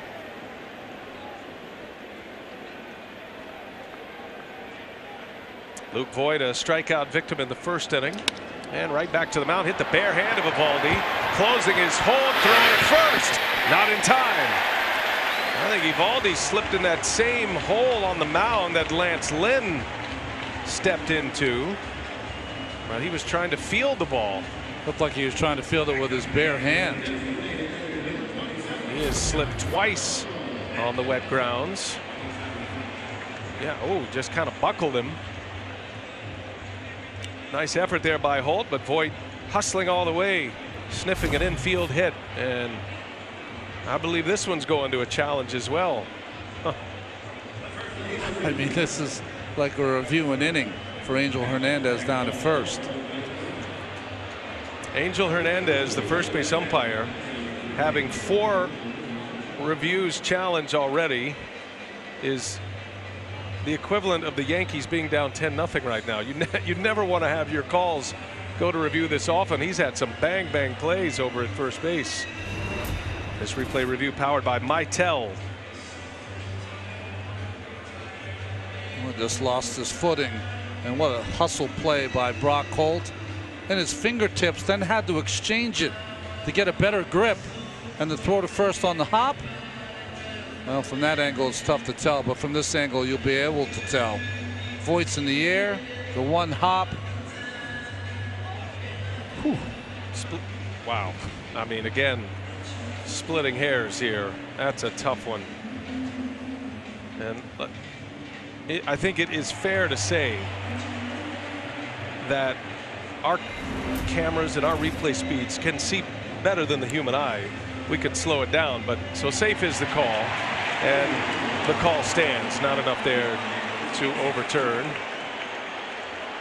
Not picking on Angel Hernandez, just saying he's had a lot of bang calls, and he's 50-50 right now. He's had 4 of them. Well, he's happy to get one right there, though. Yeah, he's all smiles. I thought I saw that right, he says.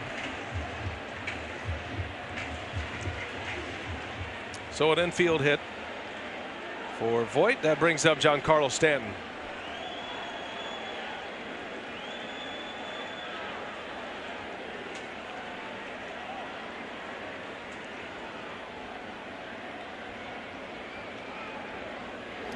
And a line shot to center field. Whistles that one out to Bradley. Voigt's going to turn and head to third. Stanton will stop at first. Nice play by Bradley, but Giancarlo Stanton with a bullet. And 2 on to start the inning. If you're the Yankees right now, your primary goal down 10-0. The first goal is to get Eovaldi out of the game and get into that Red Sox bullpen. Well, middle of the plate in with that fastball down the middle, and Stanton almost on the ground with that line drive was able to beat Jackie Bradley Jr. to the spot. Almost went through.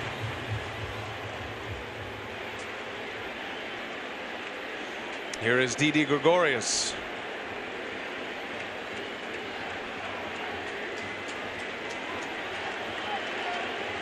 Now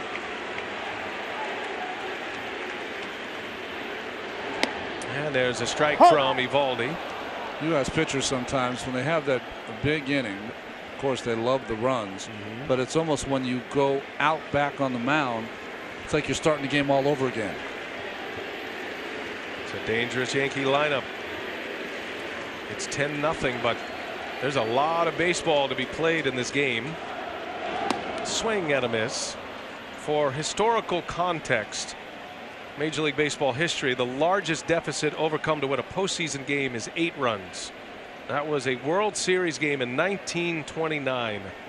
Game 4, the Cubs led 8-0 in the bottom of the 7th inning. The Athletics, the Philadelphia Athletics, scored 10 runs in the 7th inning to win 10-8. So there is your carrot. There's precedent. That's what's out there in front of you. This would be the greatest comeback in baseball postseason history if they pull it off. And a ground ball. Backhand flip to second. Out recorded at second base and out at first. A double play. A run will score. Slow developing play with the shift on, but Boston turns 2. Gregorius is convinced he was safe.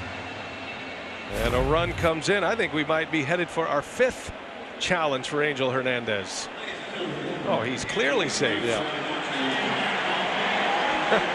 So that's going to be an RBI for Gregorius. He's not even thinking about leaving first base. Angel's going to be the umpire in the best shape by the end of this game. Yeah. 5 challenges for the first base umpire. He sees it right now on the big board and knows it. It's got to be the sickest feeling in the world for an umpire. It'll be a quick one. Yeah, it didn't take long at all. Well, Mitel getting their money's worth tonight because the 5th replay review is also powered by Mitel. They've got plenty of power for these reviews. Goodness gracious. Angel Hernandez. Kind of chuckled at it for a while. Not so funny anymore.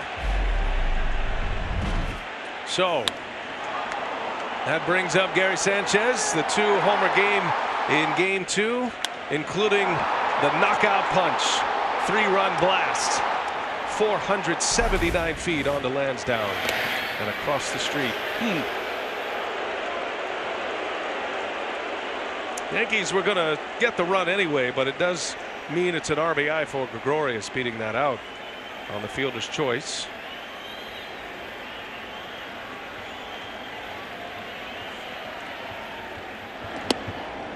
Hey.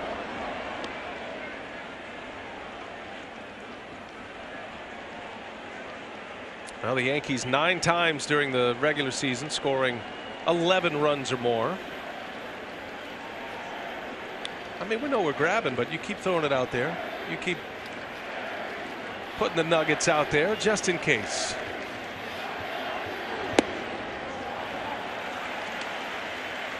Well, after coming over from Tampa Bay Rays, this is the first run as a Red Sox that Nathan Eovaldi has given up against the Yankees. First earned run. Yeah, did give up an unearned run in his 2-inning outing on the 29th of September. Had a 2.11 ERA. 3 games started with Boston, or rather against the Yankees, combining his Tampa Bay numbers. Gave up 5 earned runs against the Yankees as a member of the Rays. That was in 7 1/3 in June. Was the losing pitcher. His second game as a Red Sox pitcher was 8 shutout innings against the Yankees, after he went 7 shutout against the Twins in his first start as a Red Sox. There's a swing and a miss. Sanchez strikes out. That's the second out of the inning.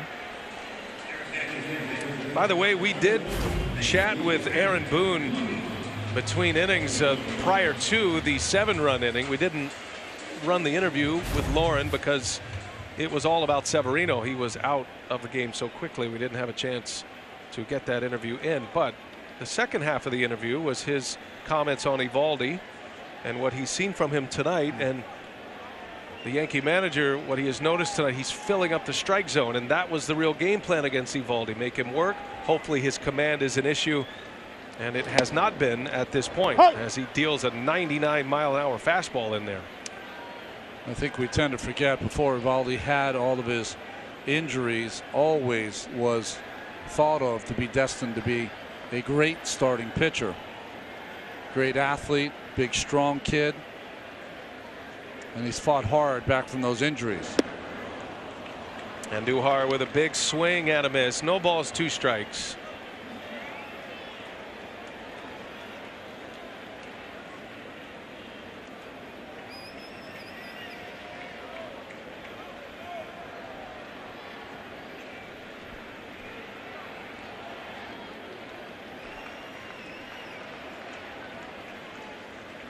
'28-year-old Nathan Eovaldi. Prior to this season, his last major league start was as a Yankee in 2016, August of 2016. Didn't make another start in the big leagues until this past May. Long road back, repairing 2 injuries in the elbow. The UCL replacement, the Tommy John surgery, and the flexor tendon. That is a complete blow-up of the elbow. That's one of the most difficult to come back from, and usually one that has the shortest shelf life returning. Ground ball to Holt, and Eovaldi does give up a run, but that is it on a couple of hits. An RBI for Gregorius. Yankees are on the board. It's 10-1 Boston. The MLB postseason on TBS is brought to you by Progressive Insurance. Step up to the plate for savings. Visit progressive.com. And by Sprint. Switch today. Oh, many thanks to our friends at the Intrepid Sea, Air, and Space Museum for their hospitality today, allowing us to take video from a piece of American history out on the Hudson. Jackie Bradley Jr. swings at the first pitch, flies out for out number 1. Chad Green returns to the mound for the Yankees.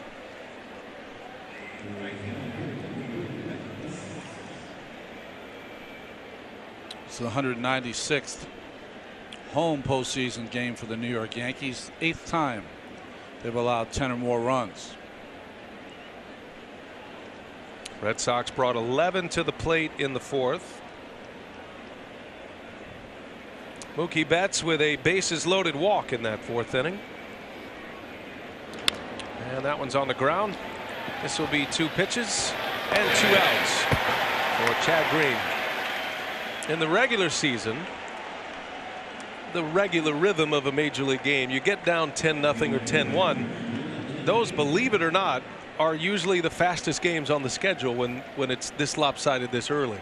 players start to swing early in the count, you try to move on to the next day. And if you're a manager, you're trying to protect your pitching for the next day as well. And both managers will certainly do that here. Go as long as you can with Eovaldi. Hi. Well, there's certain things that are done in the regular season, like taking out some of your better players to give them a rest, get them off their feet. Those things I don't think will happen today. But swinging early and being aggressive here by the Red Sox, I think is exactly what's going to happen. 1 ball, 1 strike to Benintendi. Had the big hit. He and J.D. Martinez have delivered the 2 big hits in this series thus far. J.D. Martinez, the 3-run home run in game 1. Benintendi, the 3-run triple, I beg your pardon, the 3-run double in the 4th inning tonight.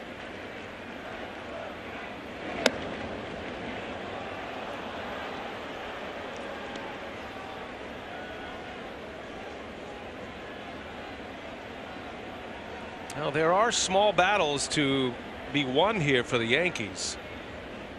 I mean, you do your best to come back, but again, pitching is such, relief pitching is such a big part of the postseason.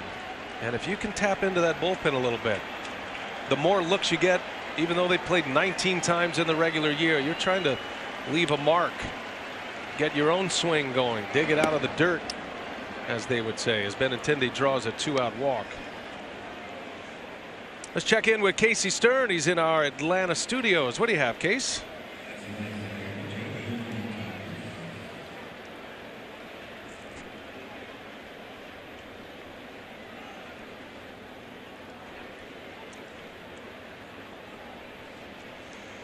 Brewers, Dodgers. I think the Dodgers is no surprise at all. That's right. When you go back to spring training after they won their 6th consecutive division title in the National League West, I would say the Brewers would be a big surprise, and they have really put the pieces together to make a run, sweeping the Colorado Rockies and back in the championship series for the first time since 2011. Only allowed a couple of runs in that series, right? Yeah, 28 innings, 2 runs.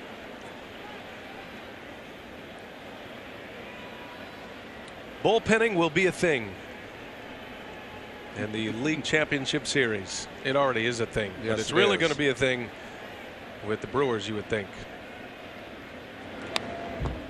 Well, the Red Sox bench coach Ron Renicky was the manager of the last Milwaukee team to go to the NLCS. That was a series that we called. Cardinals won that series, went on to win the World Series that year. So Craig Counsell, the hometown kid, now taking his Brewers to the LCS. Albert Pujols took a little advantage of the Brewers in that series. Chad Green thrown over to first, Benintendi at first. Rules of the game, I don't know. I would not run leading 10-1.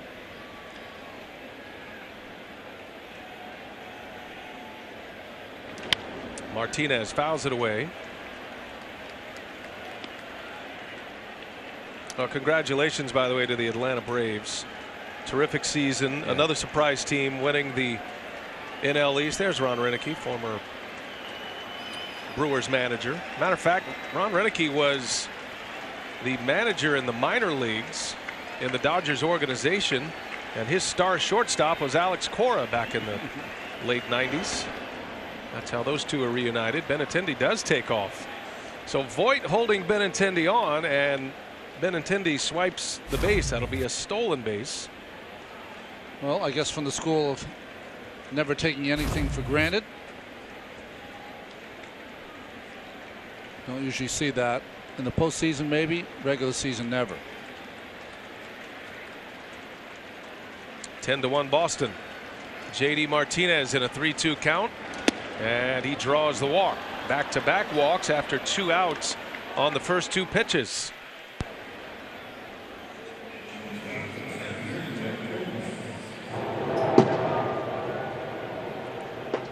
Jonathan Holder in the Yankee bullpen, and Larry Rothschild on his way out. Got to get 27 outs, and how the Yankees get there will be part of the narrative for tomorrow, minus a miraculous comeback. Yeah, you're trying to get your 27 outs with your relievers without using any reliever to the point where you can't use them tomorrow. It's a hard thing to do.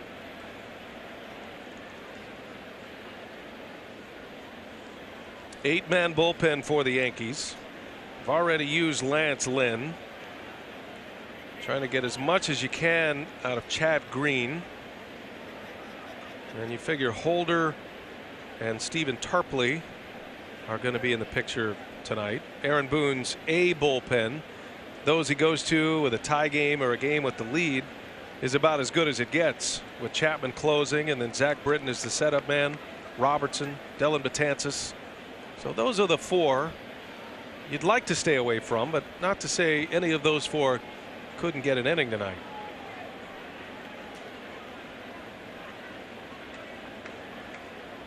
Bogart's at the plate, takes a strike. Halt.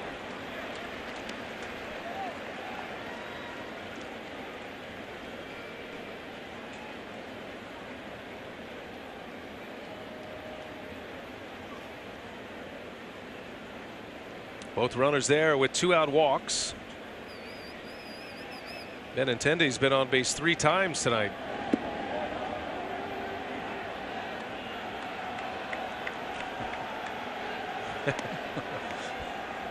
Every call Angel Hernandez makes is going to draw a bit of a reaction, with the 5 challenges in this series already, 4 of them tonight.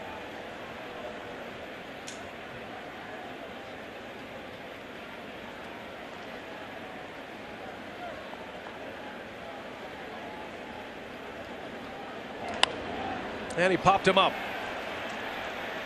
And Duhar will settle under it, and that will retire the side. Only the second time tonight. Yankee pitchers have held the Red Sox scoreless. All going well for Boston tonight. They lead it 10-1 at Yankee Stadium. Hey, if you're not following MLB on social media, you should be. Follow @BAT on Facebook, Instagram, and Twitter. Bright lights of the big city, New York City, and here in the Bronx, it is the Yankees and the Red Sox, game 3, and it has been all Boston. Halt. Jumped out early, scored a run in the second inning to quiet down the big crowd. Then they added 2 in the third, and then a 7-run fourth. Yankees just scored in the bottom of the fourth. There's an RBI by Gregorius on a fielder's choice. Gleyber Torres will start it against Eovaldi. See how many innings Boston can get out of Nathan Eovaldi. He's pitching well. A 6-7 year with a 3.81 earned run average. A season that did not start until May 30th. And a line of right to Pierce. Sums up the night for the Yankees thus far. And 1 away in the 5th. You know, Brian, I think the one thing we can't do in this series is make any assumptions after a game, because you know, those prodigious home runs hit by the Yankees and their bullpen had been so shut down in the first 2 games. It looked like they had the momentum on their side. But this Boston team has won 108 games this year. They've come back from many losses with big wins, and boy, they've had a big explosion offensively today. They have really answered well. It did have that sense that the Yankees had grabbed the momentum of the series, winning the game on the road. You don't have the home field advantage. You're trying to steal the home field back, and they did take that home field advantage back, giving 2 of their last 3 potential games in this series at Yankee Stadium. But so it goes in a 5-game series. It can swing quickly, and it always goes right back to the mound. What's the old cliche in baseball? Momentum only as good as your next day's pitcher. And so now you think about, from the Red Sox perspective, they moved Eovaldi up to pitch this game 3 because Rick Porcello had thrown out of the bullpen. Well, now they have an accomplished starter, a pitcher they trust immensely. That's right. On the mound for Cy Young Award winner for a game 4. Saw a shot of CC Sabathia. You can bet he's grinding away tonight. This is not a a regular season scenario where Sabathia is just ready to get the game over with and move on. He's watching all of these at-bats. He's watching defensive alignment. He's grinding. Trust me. He's grinding because he knows how big his start has become. That's why he's grinding. 1-2 pitch. Gardner, a little jam shot to second base, and Holt will make the play for out number 2. Think about it, though. Holt and Devers, who played a nice role today in the lineup, might not be in the lineup tomorrow. That's right. Yeah, you figure it would go back with the lefty on the mound, Sabathia. It'd go back to the right-handed hitting Ian Kinsler, and you figure Eduardo Nunez would be at third base, but you don't know. I think that's what makes the Red Sox interesting this year. More interesting. Alex Cora, he's a first-time manager after winning a World Series as the bench coach with the Astros a season ago. He is a bit unpredictable in that regard. And a little jam shot liner to Bogaerts, who makes the play, and a 1-2-3 inning for Eovaldi. Clean inning, in order. 10-1. Bleacher Report gives you the moments that matter faster. Download the BR app today. Yankee Stadium, Bronx, New York. And Boston has come in here courtesy of a 7-run fourth inning. Lead at 10-1. Jonathan Holder is on to pitch for the Yankees. He'll become the 4th pitcher of the night. No pitcher has avoided the earned runs here tonight. Severino gave up 6 and 3+. Lance Lynn giving up 3 earnings in a third of an inning, and Green gives up 1 in an inning and 2/3. Devers pulls 1 foul. Holder was a valuable piece of this team for the Yankees this year. 60 appearances, many appearances in the long relief type variety, and also went 23 straight appearances during the beginning part of the season without allowing an earned run. No balls, 2 strikes on the Boston third baseman.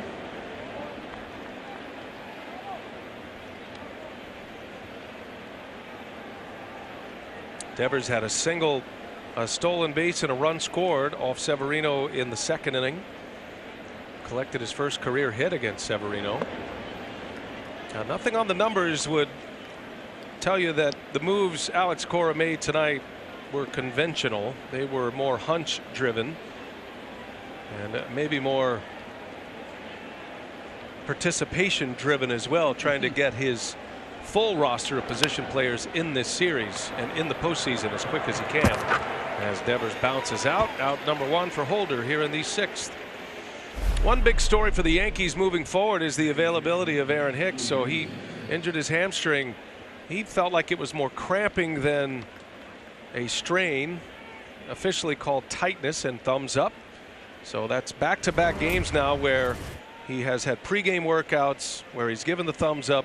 Aaron Boone said before the game he's available. I think he could run hard if he wanted to. You know, you ask him about maybe running out a potential double play or something in a gap, because I think he's ready to do that, and that's a big story for Game 4. I think that caught a piece of Mike Winters behind the plate. Sanchez checking on him. Little spinning ball. Oh. Boy, lucky it got off the glove of Sanchez. Almost came underneath his mask, or maybe it did. The crew chief, Steve Pearce, a swing and a miss. It's interesting watching Hicks there. Got 2 different looks at him, right? After his first workout, the shake of his head like no good. That happened at Fenway Park, and today with the thumbs up. He was very upset after he injured that hamstring in Game 1. He slammed his helmet down. That led you to believe it was something serious. I think the Yankees came out as well as they could on that. It could be a scenario, though, tomorrow where Aaron Boone would play both Gardner and Aaron Hicks. You know, you have McCutchen in left field. Gardner's played well. He's seen a lot of pitches. He's gotten on base often in his few starts, and he's such a valuable defender. There's a swing and a miss and a strikeout of Pearce. 2 up, 2 down for Holder. And with Brock Holt coming up, able to deliver not one but 2 hits in that 4th inning. Had a single and a run scored his first time around, and then a triple and 2 RBIs his second time around, as the Red Sox brought 11 to the plate, part of a 7-run inning. Hi.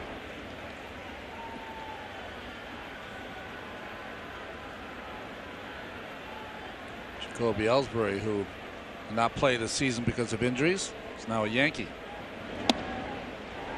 Hi.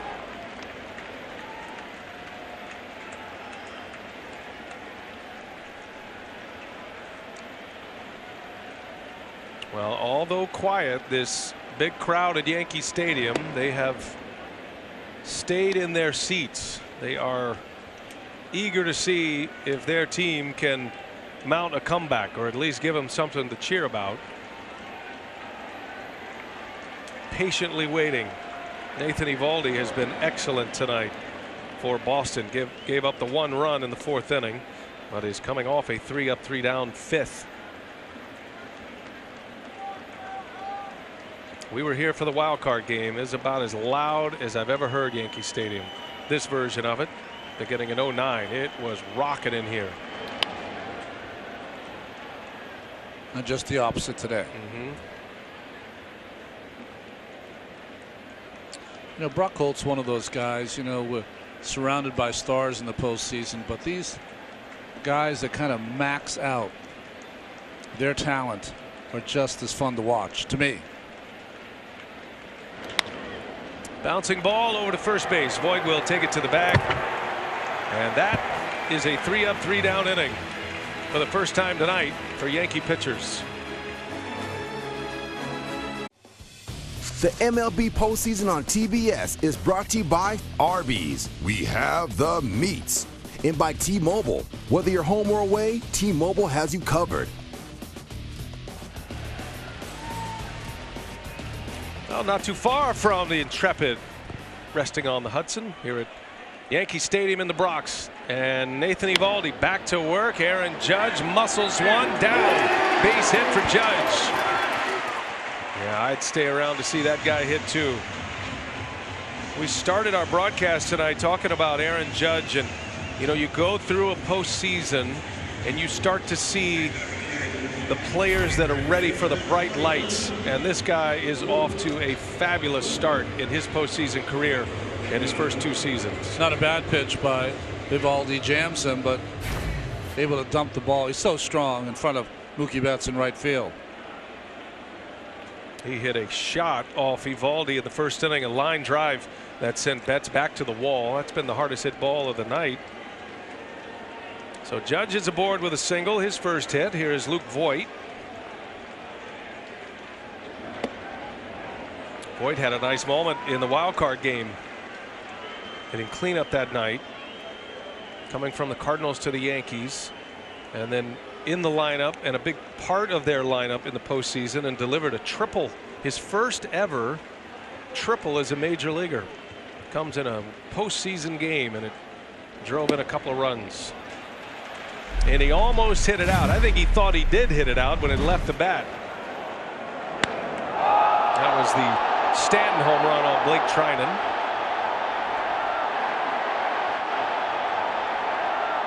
That one capped off the scoring.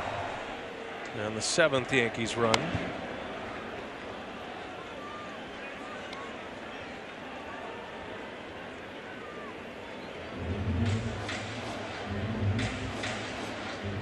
Feel like with every out that Eovaldi gets here in the 6th, it's kind of like icing on the cake, isn't it?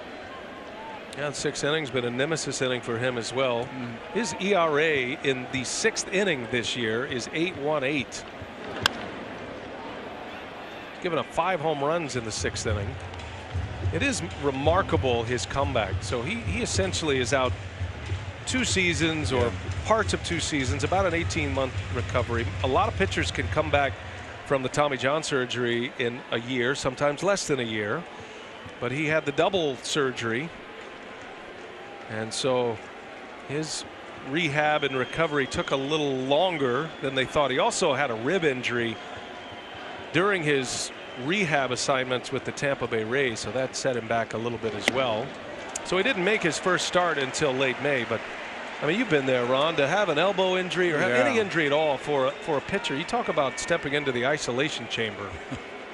Well, I think one, you have to thank the development people at Tampa Bay. You know, they handled a lot of his rehabilitation work to get himself back on the field. You have to honor the commitment that Eovaldi had to make and the hard work he had to come back. But I think it shows a lot when you look at his starts this year. You know, his first 2 starts are as good as they can get. His last 2 starts, scoreless. But in the middle, there was a lot of good ones and bad ones. And that happens when you're coming off an injury. Swing and a miss by Voit. A 97-mile-an-hour fastball. And out number 1 for Eovaldi. Eovaldi throwing 99 in the first, still throwing 97 here in the 6th inning. They wanted to get him out up and in, and he threw it right past them. Well, the player that Tampa Bay received from Boston, Jalen Beeks, is a pitcher that the Red Sox liked a lot. He was an Arkansas Razorback like Andrew Benintendi as well. He actually surfaced in the big leagues with Tampa Bay as well and pitched in 12 games. From the Tampa Bay Rays side of things, Eovaldi is a free agent at season's end. You make the deal with Boston, you get a pitcher in return that is controllable under contract. So they flipped them. And then, you know, Tampa Bay played really well. They were a terrific team in the second half. They ended up winning 90 games this year.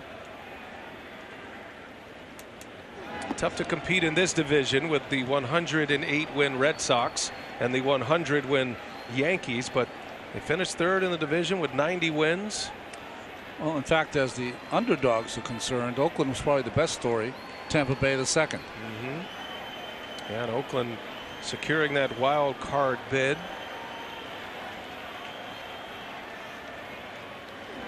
Swing and a miss by Stanton, who is 2 for 2 tonight.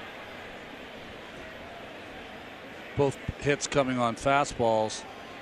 As we've seen in this series so far, though, the breaking ball down and away is giving Stanton right now tons of trouble.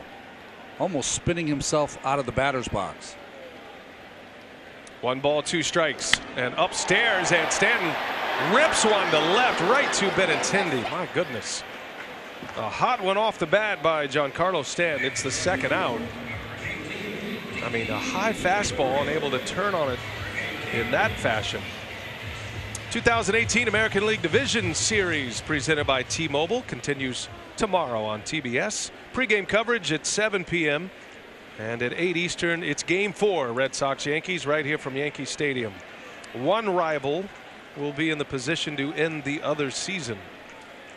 First time these two franchises have ever met in the Division Series round, and the first time they meet in the postseason since that very famous 2004 postseason in the LCS. Gregorius skies to left to end the inning, and Nathan Eovaldi, impressive tonight. Stake to a big lead, goes 6 strong. One of the headlines for Game 3 will be Alex Cora, the Red Sox manager, juggling his lineup tonight. Devers, Holt, Vasquez all put in and all delivering well in this one, driving in 4 runs, 5 hits for the 3 that all made their first start of this division series here tonight. And it was Christian Vasquez who delivered the game's first run on an infield hit on a 2-out 2-strike pitch from Severino. He had another hit in the 4th inning, a single and a run scored in the bottom of that order. Especially impressive tonight for Boston, producing 4 hits from hitters 7, 8, 9, 4 hits and a walk, scoring 3 runs, driving in 3 runs.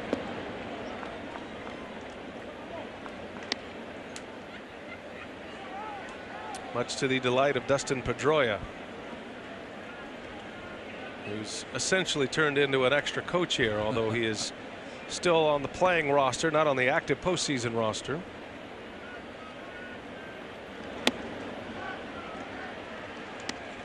coach and a first-class needler. Well, we talk about players who delivered in the postseason. He was one of them. He's had his moments. What a career. A little gray in that beard. Just 3 games this year. Chronic knee issues.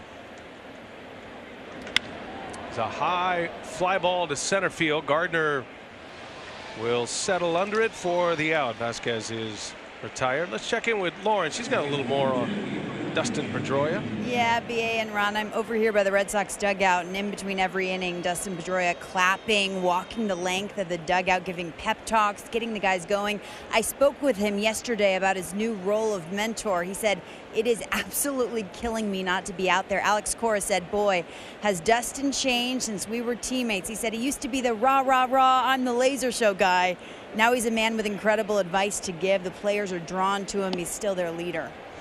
Be interesting to see what his career holds on the way to next season, this off season. Just never able to fully recover from cartilage restoration surgery. That was the left knee.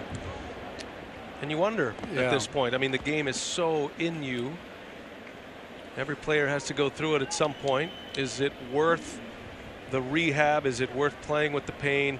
How much does it take out of you to prepare? The former MVP. Well, I think that yes to all those questions for Dustin. I think he wants to get back out there and give it one more go, of course. But I think the more difficult thing is we're talking about a smallish person as far as baseball is concerned, and how hard he played, whether it was defensively, offensively, and that takes its wear and tear.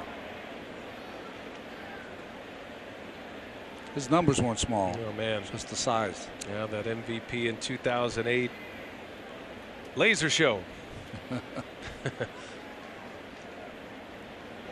Jackie Bradley Jr. batting with 1 away here, and a 3-2 count. He's been on tonight. Drew a walk and scored a run in the 4th. 0 for 2. Bullpen's quiet out there. Looks like Nathan Eovaldi will head back out for the 7th. On every inning they have. That's going to bounce a fair that just lands inside the line and bounces out for a ground rule double. So Jackie Bradley Jr. with the first Red Sox hit since that 7-run 4th. It's a 1-out double. Ball jams him. Somehow kept it fair, just inside the line. But one of the things you and I talked about before the series started, if you look on paper, the Yankees have a lot of thunder in the 7, 8, and 9 spot. Not as much maybe for the Boston Red Sox, but 5 hits out of those positions this evening. And 6 runners on tonight from the bottom 3 in that batting order, including the walk that Bradley drew in the 4th. Top of the order now, here is Mookie Betts. He walked with the bases loaded in the 7-run 4th. He scored twice. He's 1 for 3. Boston has 6 hits with runners in scoring position. 5 different players for those 6 hits with hits and runners in scoring position. All the numbers are success stories for the Red Sox tonight. Scoring 10 runs in a 3-inning window from the 2nd to the 4th.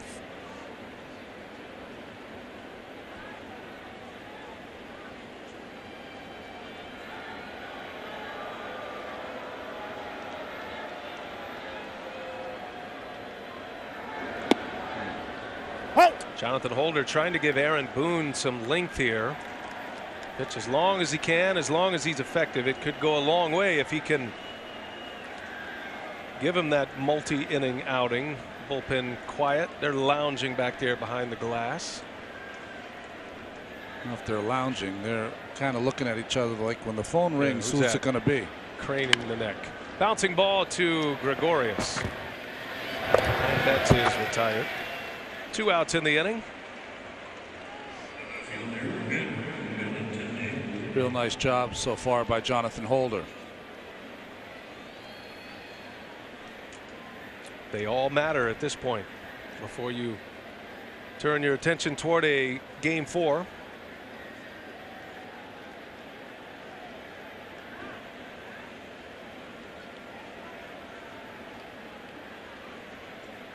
Benintendi now.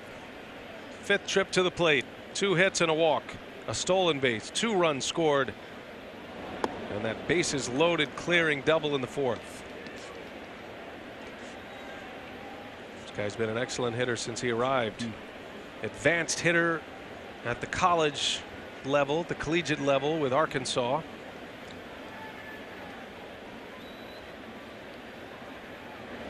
Still hear a few pick sueys when you go around Fenway Park. And this was the big moment in the game right here. It was 4-0 at the time. And Benintendi cleared them all with a 3-run double.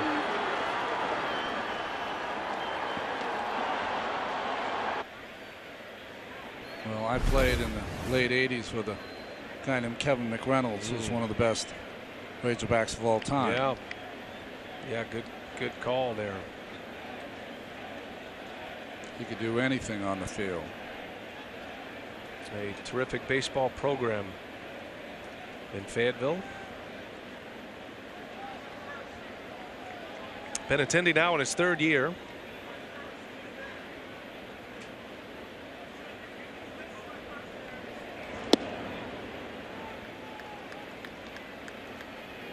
Not a lot of time in the minor leagues either for Benintendi. Just 150 minor league games, which was a little more than a full season in the minor leagues. They play 140 at that level, but a little less than a major league season. Sends that one high in the air, foul territory, and that'll head into the seats.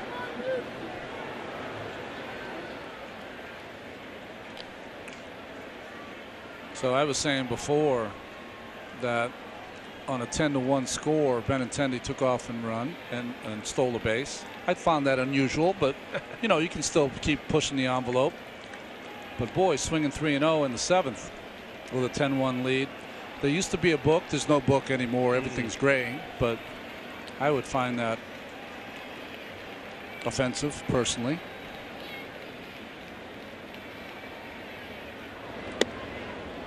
And he draws the walk. Benintendi is aboard, 1st and 2nd. Doesn't fall under the "let the kids play" theme that Major League Baseball is unleashed. I love "let the kids play." I'm just kidding. Yeah, I mean, I love it. Bat flips and all. But there is a. You have to judge for yourself if you feel as rubbing it in ever starts to rub you the wrong way. I feel like that goalpost is significantly moved back in this rivalry after the carnage that these two franchises have dealt to each other throughout the years. They've each had their moments. Got to be dreadful to watch this unfold as a Yankees fan. That 7-run 4th inning in their home stadium, counting on the crowd to be loud just like it was in the wild card game. J.D. Martinez with a base hit to center field. And this is going to be a run-scoring single for J.D. Martinez. Jackie Bradley Jr. scores run number 11. And it is another RBI for Martinez. His 2nd of the game, gives him 5 in this American League Division Series.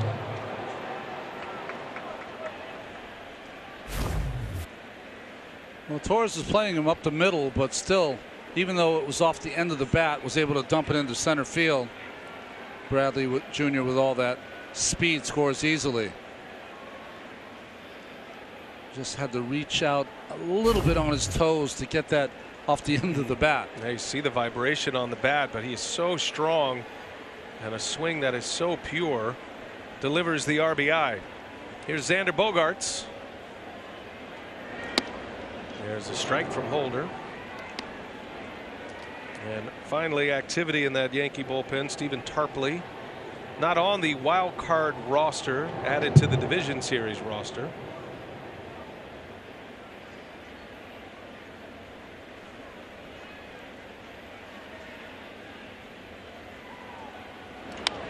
Bogaerts leans out on one, a little pop-up into foul territory. And this will end the inning. J.D. Martinez adds another RBI to the mix. It is 11-1. Times Square all lit up tonight in the big city.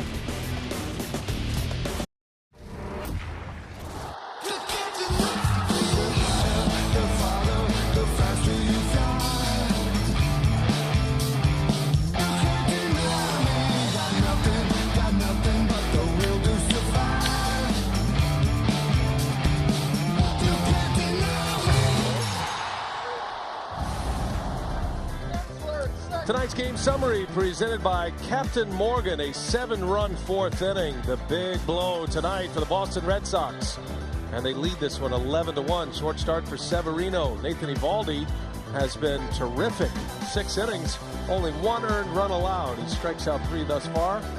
And back on the mound. And Ronnie, that feels like the big story tonight as we bring you inside the booth, courtesy of Capital One. You got Nathan Eovaldi, the Red Sox needing a good deep start. He gets a lot of run support, but he is pitching well, and he's been the answer for the Yankees this year for Boston. Yeah, he really has. He's been the Yankee whisperer. When you think about it, the Yankees set a record 267 home runs this year. In his last 26 and a third innings pitched, Eovaldi has not given up a home run against the Yankees. So that's amazing. But if you just remember the last time these two teams faced each other was Game 7 in the 2004 when Johnny Damon got off and they scored a ton of runs. So although it's been 14 years, same result. Double-digit run totals. 11-1, Boston has the lead here, and Eovaldi continues on. Has not pitched more than 6 since the 4th of August. But there is the high-stress pitching in a close game with men on base, and then there is this kind of pitching, right? Right. There's another speed you can click down to, especially with his arm. I don't know, he's been throwing strikes. That's been the most important thing. Remember, has not thrown into the 7th inning when he threw 8 innings on August 4th, like you said. That start was against the New York Yankees. Don't think they didn't want to win it in Boston. They certainly did. 11th inning in a 5-5 game. Boom, hits it to deep left. American League Championship Series over. The Boston Red Sox have won the final. The biggest comeback in postseason baseball history.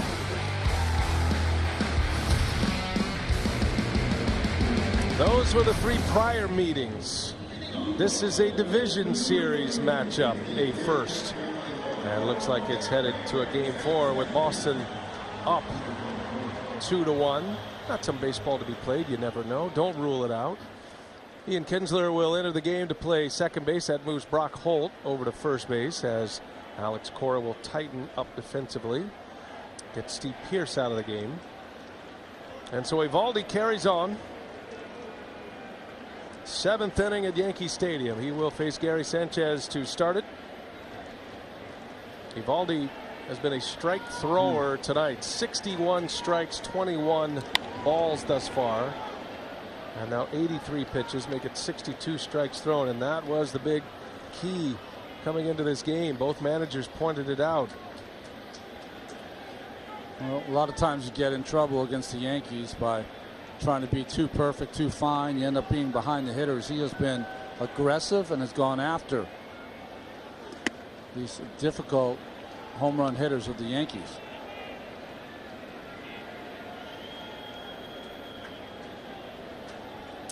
He's faced 24 batters tonight, has Eovaldi. 19 of 24 he has gotten ahead of with strike 1. Does so in this at bat. That is a wicked breaking ball. A swing and a miss. Stuff still electric. You know, you look at a guy like Eovaldi, and remember, it's his first year back from surgery. 2 surgeries. Usually the command is the issue when you come back from the Tommy John surgery. Velocity returns quickly, but it's that accuracy and control. Had a lot of studies done, and I know there's a Tommy John craze going on, especially in the amateur ranks. But it has not been proven that you come back throwing harder. I think that does swirl in some circles. That is not the case. But you do come back pain-free. So, you know, a guy like Eovaldi tried to pitch through it, rehab it, try to avoid surgery, do all you can to avoid surgery. I know this for sure. When you come back from it, certainly older. Right. Yeah, there's fewer throws remaining. So the earlier you have it, you're minimizing the mileage. There's a called strike 3 as Eovaldi hits 100 here in the 7th inning. On his 88th pitch of the night, he fires one in triple digits on the outside corner. Wow. Just wow. Paint, a nice framing by Vasquez. if you'd even have to frame 100. Eovaldi pitching on 8 days rest tonight. Pitching on his 9th day. We gave you that note early. When he pitches 6 or more days rest, his ERA is 0.36. That makes perfect sense for a pitcher coming back from surgery, getting that extra time. And I'm sure that will go into the decision making as this postseason continues, as long as it continues for Boston. He was available in the bullpen in game 1. You just saw that graphic, 20 of 25 first pitch strikes. I think you have to really know the full arc of Eovaldi's career to understand how far he's come. This is a pitcher early in his career. He could always throw 100. Very rarely threw it over the plate. He was a great pitcher who was unrefined, who needed development, but was kind of not rushed to the big leagues, but in an organization that needed pitching.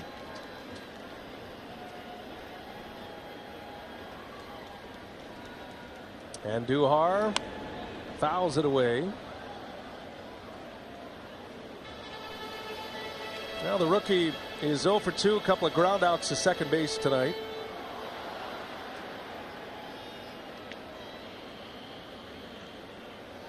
Possible rookie of the year in the American League with 27 homers, 92 driven in. Yankees have had this youth movement. They've got a great young core, and now all competing in the postseason, part of the regular wheel. I think you talked to the Yankees prior to last season. I think they felt like they were ready to go into a bit of a rebuild. The Yankees version of a rebuild, not a long one, but then they make it to the postseason. There's a swing and a miss for back-to-back strikeouts for Eovaldi. They end up in the wild card game last year. They got down early in that wild card game, and then if you put yourself back in that moment, it's like, here we go again. Maybe they're a little early to the game. They not ready. Falling behind the Twins in the first inning. Severino couldn't get out of the first inning. They come back to win that game, and then they ride it out. Down 2-0 to the Indians in the division series round. Win the next 3. And then, of course, go into the American League Championship Series against the Astros. Yeah, much different story for the pitching tonight. All those pitchers used in the first 2 games. Eovaldi's the lone name here in game 3. Cruising along. Well, the one thing I've seen from Eovaldi that I haven't seen before, he's had the good cutter. He's had the 100 miles an hour, split finger. But I think his breaking pitch that he's thrown tonight, maybe 10-15% of the time, has been the best I've seen him have.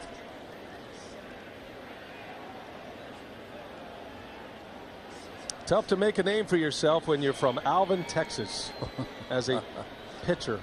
A hard-throwing pitcher. That was the hometown of Nolan Ryan. Bouncing ball. Kinsler's first chance, and Eovaldi just getting stronger and stronger. 3 up, 3 down. Picks up 2 more Ks. Stretch time at Yankee Stadium. All Boston tonight in Game 3. The 2018 American League Division Series is presented by T-Mobile.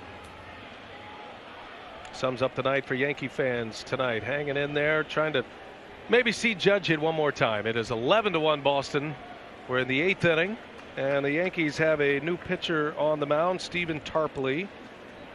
Certainly Aaron Boone hoping to get a couple of innings out of him, perhaps. Making his postseason debut. Outstanding year in the Yankee system. A 1.94 earned run average. Just 10 games in the big leagues, but that left-handed arm, and a pitcher the Yankees would like to get going in a big league career and in the postseason. Get his feet wet. Good opportunity to do it here tonight. He's got Devers leading the way.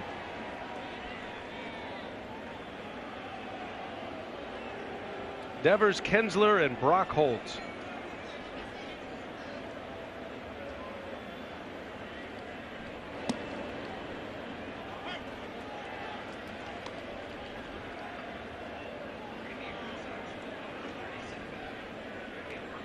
Dustin Pedroia having a chat with Xander Bogaerts, staying engaged. And a little chopper off the plate, and it's off the glove in fair territory. That'll be an infield hit. Rafael Devers with his second hit of the night.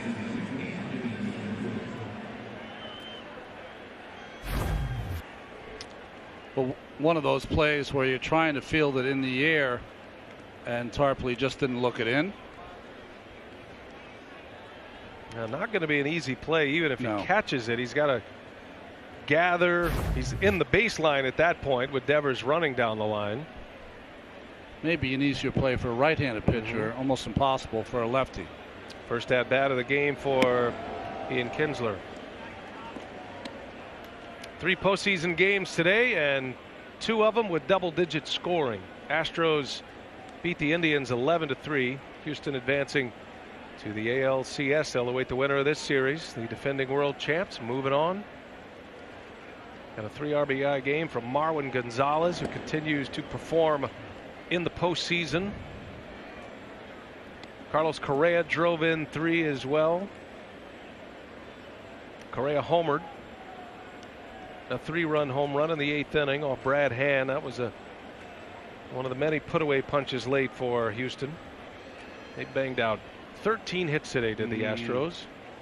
And a quick out for the Indians after running away with their division.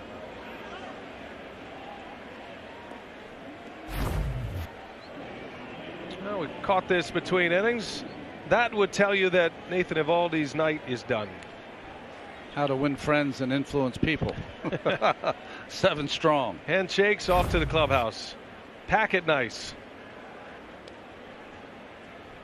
And Heath Hembry is getting loose.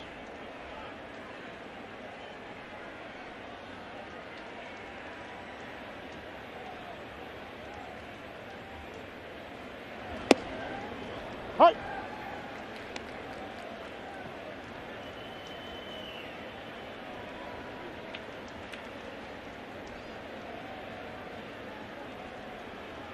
Tarpley 3-1 on Kinsler.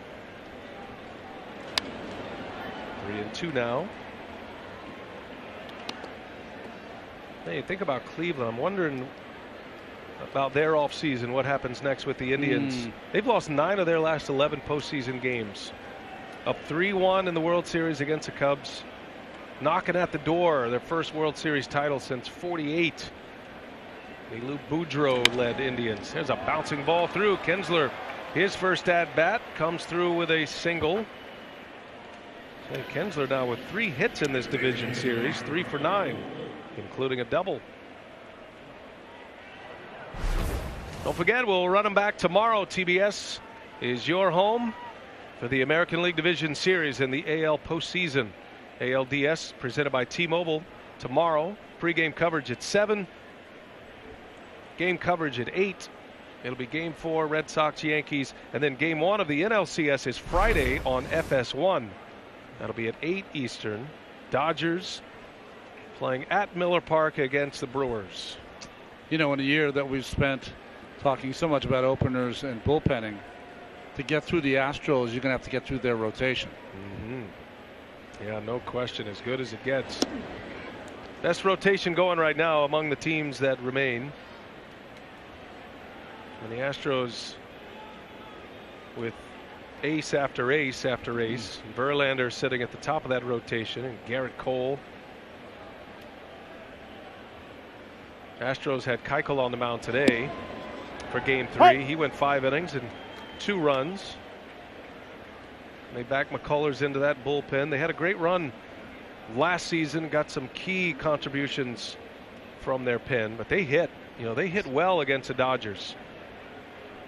And a red bag in the World Series. That one's driven into right center field. Brock Holt. And on the chase, that is going to bounce up and out. Have a night, Brock Holt. It's a ground rule double. Devers will score the run.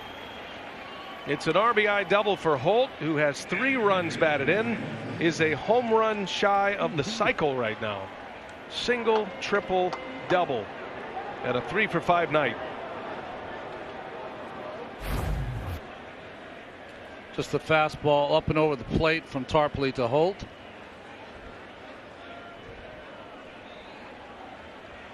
Doesn't get any hotter than that for Brock. Makes it 12-1 and a little shimmy. Red Sox are having fun tonight at the Yankees' expense.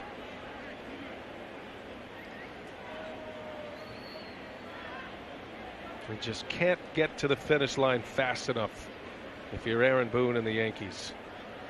That's a great thing about baseball, though. You can flip it quickly. And the Red Sox have done that. That was a pretty low clubhouse after the loss on Saturday night. Hey. Felt like they were in a position maybe to strike and come back. They were down 3-1 until Gary Sanchez just sucked the life out of Fenway Park with that 3-run home run. But it flips fast.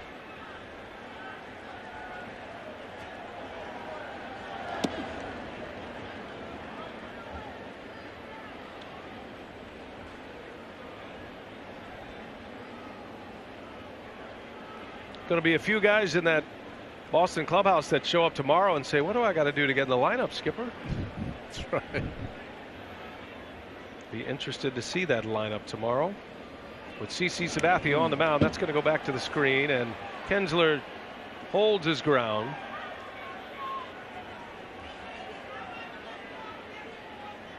You got a young 25-year-old first postseason game, and we saw that with some of the young relievers for the Red Sox in Game 1. Just the nerves, taking the best of it. Still nobody out.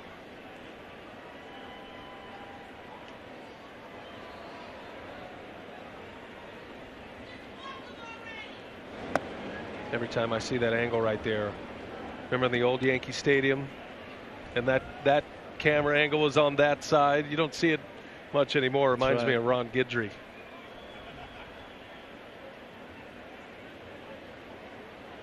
Game looks different from that side. Pretty common though viewing experience for Yankees fans back in the days in the 80s.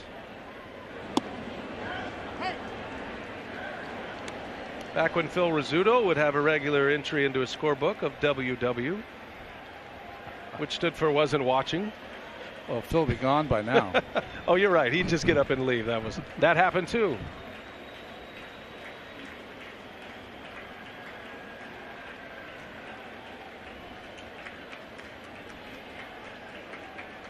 Three-two pitch. And a bouncer right to Voit. Kinsler's going to stay put. A veteran move.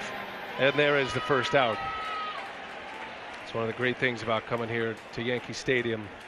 You can't go 2 feet without bumping into a monument or a banner or a picture of the legends and the scooter. Holy cow.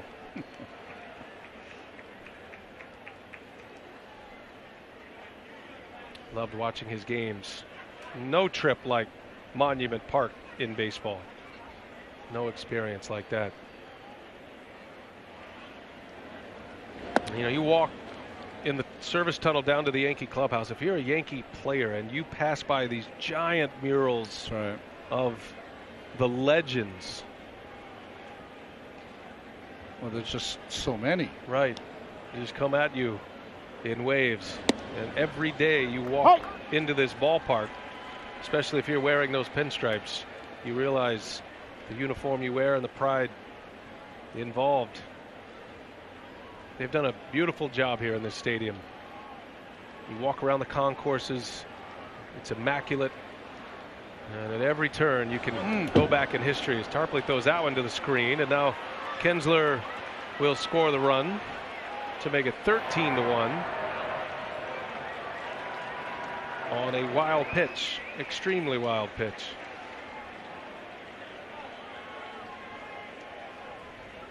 Can be a lonely place on that mound.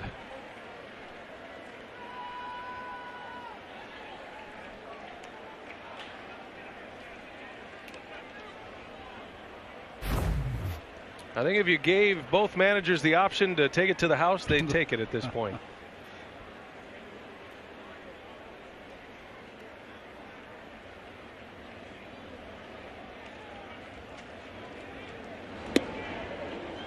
That one almost hit him as well. 3 balls and a strike on Jackie Bradley Jr. Jackie Bradley Jr. is like, wait a minute, I'm trying to play game 4 too. One behind him, one just missed him. I hate to bring this up. And it's probably totally out of line in a postseason. Are we close to a position player? Well, considering pitching? this year was the most position players ever to pitch in a game, it would almost seem appropriate. Blasphemous at the same time. It would spice up the entertainment value, but man, that would be tough. Larry Rothschild just trying to find somebody to get some outs. Feel bad for Tarpley. This is one of those games. I mean, you're on a big spotlight, national television playoff game, standing on an island out there. When it's all going right for Boston. And a base hit by Mookie Betts is going to drive in another run. It's 14-1. Relentless Red Sox on a Monday night at Yankee Stadium.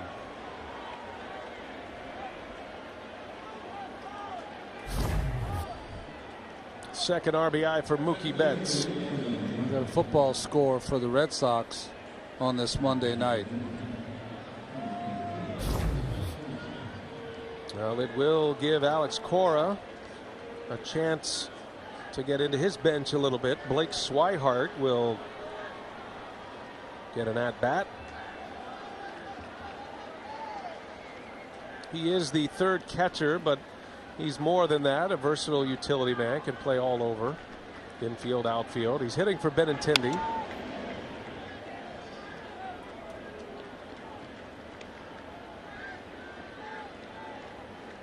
That's why they carried the third catcher, because Sandy Leon, who caught the first 2 games, if they had to hit for him early, versatility of Swihart so important. Second through the fourth. 10 runs and 11 hits in those 3 innings, and they've added 3 more in this 8th. 14-1 on 17 hits.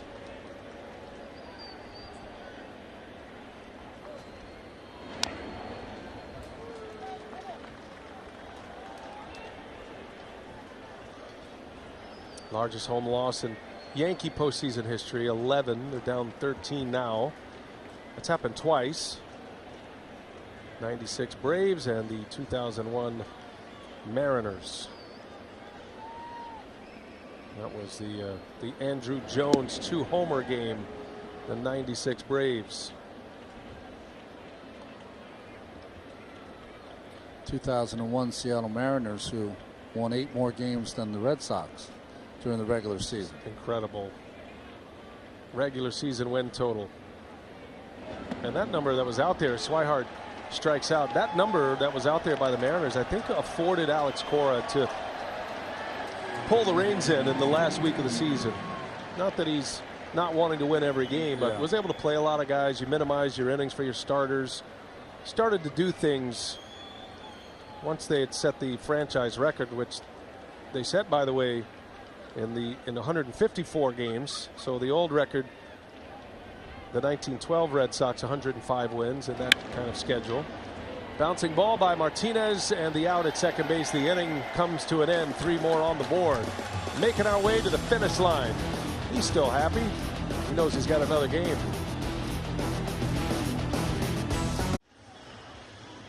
Ernie, Kenny, Chuck, and Shaq are all back for NBA opening night on TNT. It's presented by Auto Trader. First, Kyrie Irving and the Boston Celtics to host Joel Embiid and the 76ers, a playoff rematch from a year ago. It's followed by Oklahoma City and Golden State, the defending champion Warriors. Check your local listings. Defensive changes, Ron. Jackie Bradley Jr. goes from center field to left. Betts goes to center. Blake Swihart, after his at-bat, will stay in the game and play right field. Playing the short field. Right. A volleyball rotation. Heath Embry, the game for the Red Sox on Saturday night. He pitched 2 innings, got a couple of double plays. Deals a strike to Brett Gardner. By the way, I want to say hello to our colleague Ernie Johnson Jr. And had some health issues, blood clots in his leg, unable to travel, and he's doing well. He passed along that he's doing well. He just can't fly, and that's why he was not part of our postseason coverage this year. One of the greatest in just about every category, including human being. And we're thinking about you, Ernie. Hope things are going well. He is still working, not getting off that easy. They've got him in the studio at NBA TV and on TNT, and so we know you're out there, EJ, and we're thinking about you, pal. Kinsler will put this one away for the first out. Well, Nathan Eovaldi is among the headlines tonight. Red Sox offense certainly will grab their fair share, but how about his last 4 starts against the Yankees? 7 innings tonight, only 1 run. Just dominant numbers against his former team. Just what the doctor ordered for the Red Sox, because they were leaking some oil in that bullpen and needed that kind of effort, and they got it. It resets them for this whole series. So talk us through the Red Sox bullpen, though. They're a bullpen because they did have a short start in the opener. They got out, scored a lot of runs, which helped, but it wasn't a typical Sale 6, 7, 8 inning dominant performance. He was out of there in the 6th inning, and then of course David Price couldn't get through the 2nd inning. So we haven't quite seen the A-lister, the order bullpen for Alex Cora just yet, as Eduardo Rodriguez gets loose. Except I think they had something very important happen in the last game, even though it was a defeat. You know, their starter didn't last, David Price, and they had to bring in Joe Kelly. And Joe Kelly, that's as good as I've seen him throw the baseball. And when he throws the baseball like that, he can be your setup man. So with Kelly maybe throwing that way, Barnes maybe after his first shaky outing coming back doing what he can do. Brazier was better in his 2nd outing than he was in his 1st, and Kimbrel's Kimbrel. You get a sense the Red Sox feel like they are now jump-started in this postseason, getting some of those nerves out of the way, specifically from Ryan Brazier and Brandon Workman to some extent. And what you do with David Price is lingering, though. This is a 5-game series at its max, so it is possible you're not going to need Price. You certainly don't have him in a starting role any longer. If it does go to a Game 5, it would be Sale. Yeah. And Alex Cora did say before the game that David Price is available in the bullpen the rest of the way. He's actually been good in the postseason out of the bullpen, David Price. Not so much as a starter. McCutchen skies this one to right. And it'll be Kinsler out in front of Swihart for out number 2. Well, the real edge, when you think about it, is that, especially with the acquisition of Robertson and Britton, is that you're looking at the Red Sox have 1 Craig Kimbrel. The Yankees have 4 of them. But if the Red Sox are going to put on an offensive display like they did tonight, you don't ever get to those 4, so it doesn't matter. That's where the edge is. The Yankees get up early in the game, have a lead, and then they go to those talented relievers who all have been closers in parts of their career. 2 gone for Aaron Judge.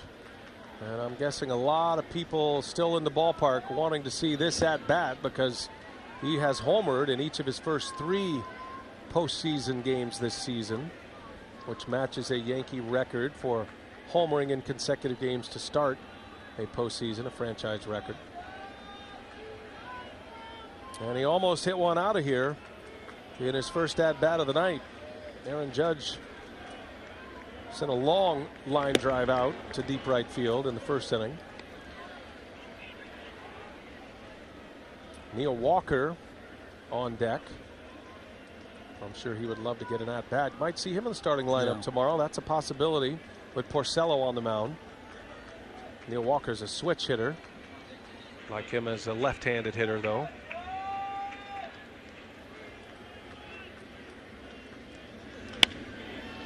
Had one to hit.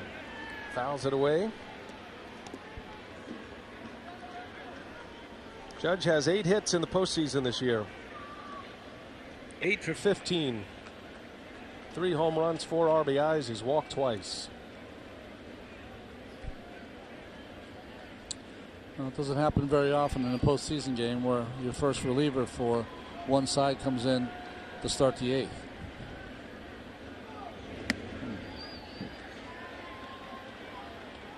Hembree was a late add to this division roster after game 1. That was the injury to Stephen Wright, which was discovered following game 1, knee injury. If Wright comes back, it would have to be that the Red Sox make it to the World Series. Once you're taken off an active postseason roster, you are also ineligible for the next series should you advance.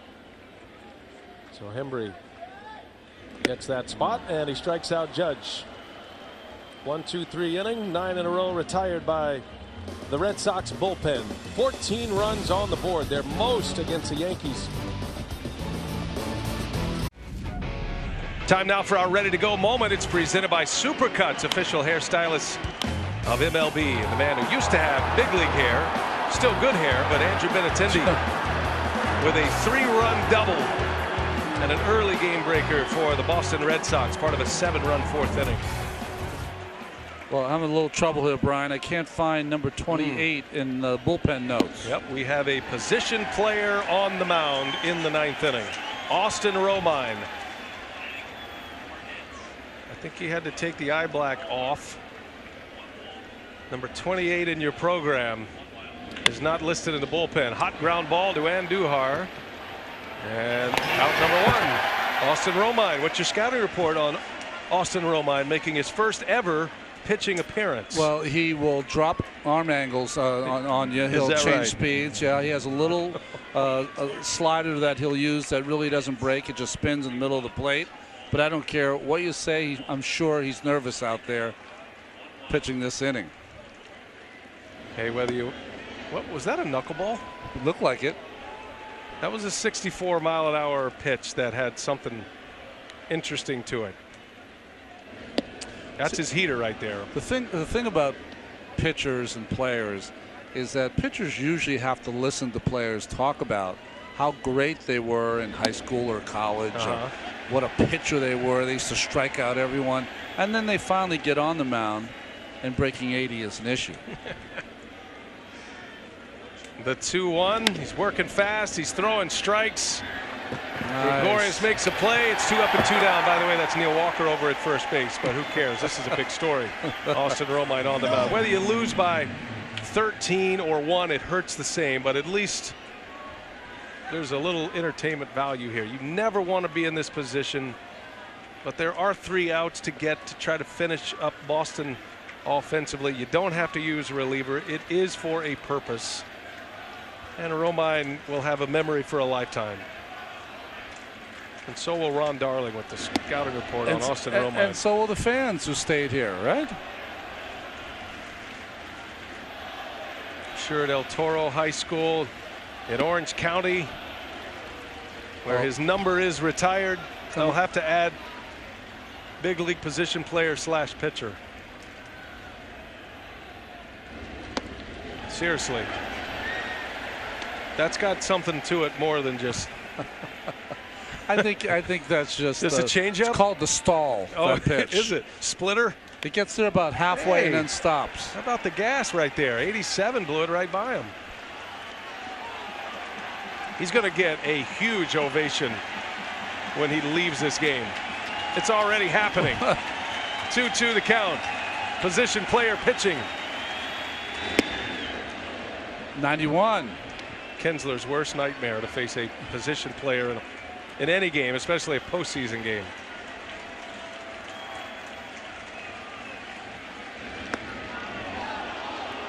I think that's his change, but who would know? Tight zone. We didn't think ahead to get the pitch grips of Austin Romine before we started. It's kind of the lob as he's laughing. Just takes a little off. That's funny. Would that be the dead fish? Yes. That ball's ripped down the right field line. That is a fair ball, home run, and the cycle for Brock Holt. He hits for the cycle in a postseason game. So what if it's off a position player? History for Brock Holt. Single, triple, double, homer.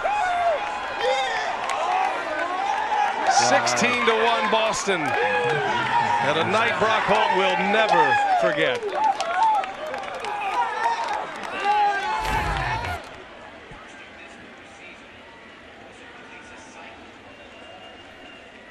Down and in. Off Romine. No one's going to remember when they're talking about World Series, talking about ALDS moments. Fly ball into left field off the bat of Vasquez. That one is foul. You know, the player who pitches, you see Holt's reaction with the cycle. I mean, you can't have a better game.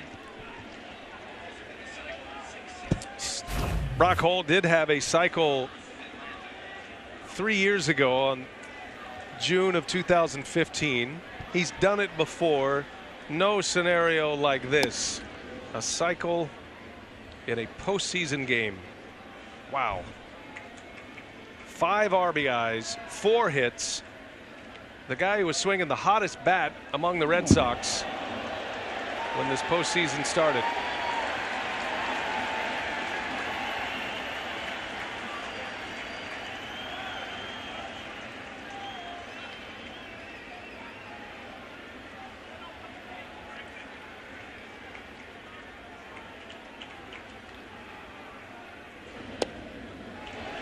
And it's 2-2.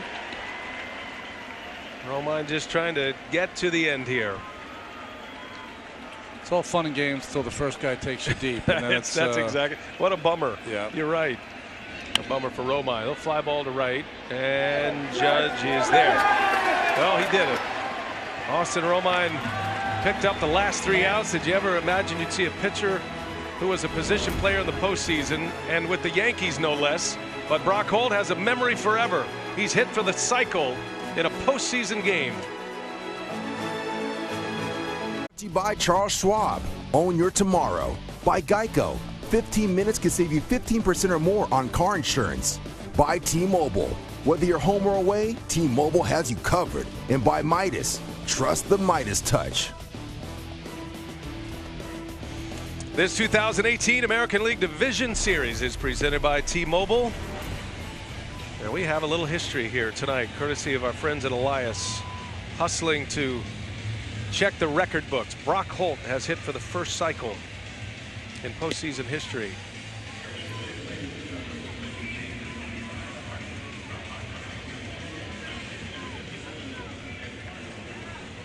Eduardo Rodriguez is on the mound for Boston, so he'll try to clean it up for the Red Sox here tonight. 2 nights ago, he delivered the pitch that Gary Sanchez hit 479 feet for that 3-run home run.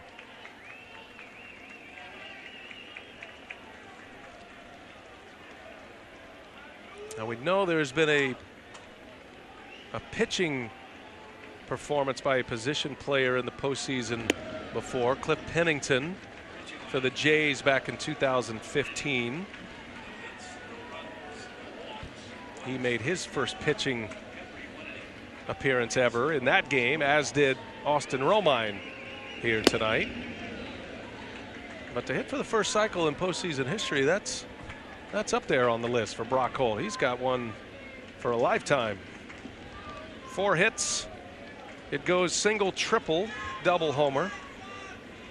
And 5 runs batted in. 16-1. Red Sox lead it.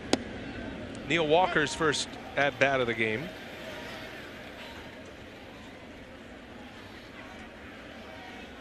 I mean, you get to the yard, you see your name in the lineup, just want to give 3 or 4 tough ABs. Next thing you know, you're making history. And a pretty good bet he is going to be a bench player tomorrow, unless Alex Cora changes his mind, which could happen after a night like this. But before the game, he was pretty well set on with Sabathia on the mound as Rodriguez picks up a strikeout. And he was going to go back to his right-handed hitters. The home run from Holt, StatCast AI, powered by Amazon Web Services. 355-foot homer, leaves the bat nearly 106 miles an hour. They knew it. The cycle has been achieved.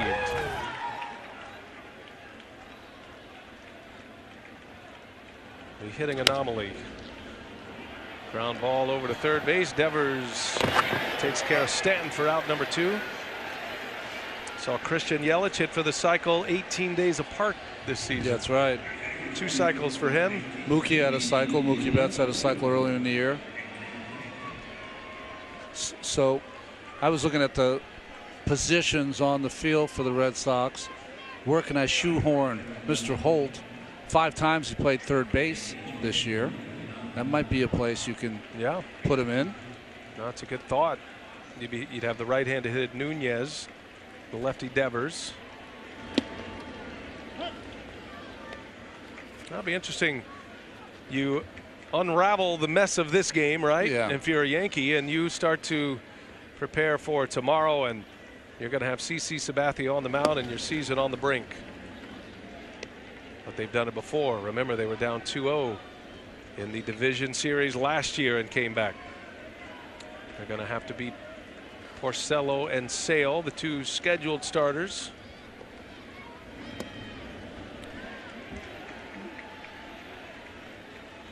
Adeiny Echeverria getting his first at-bat of the night.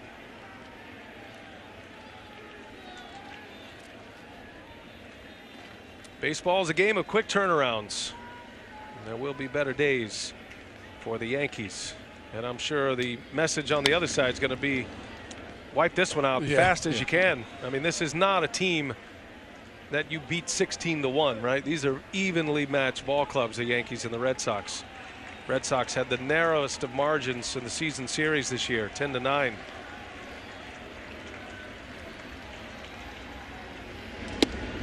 Just one of those days that you have to just concern yourself with tomorrow. Before the series started, these teams, even though one won 108 games, the other won 100. Pretty evenly matched. And before the series began, really could envision this going 5 games. Echeverria draws a 2-out walk, to the delight of Yankees fans who get a chance to see Gary Sanchez swing the bat. It was his home run off of Eduardo Rodriguez that was the game breaker in game 2. That 3-run blast that cut through the Boston night and all the way out of the stadium.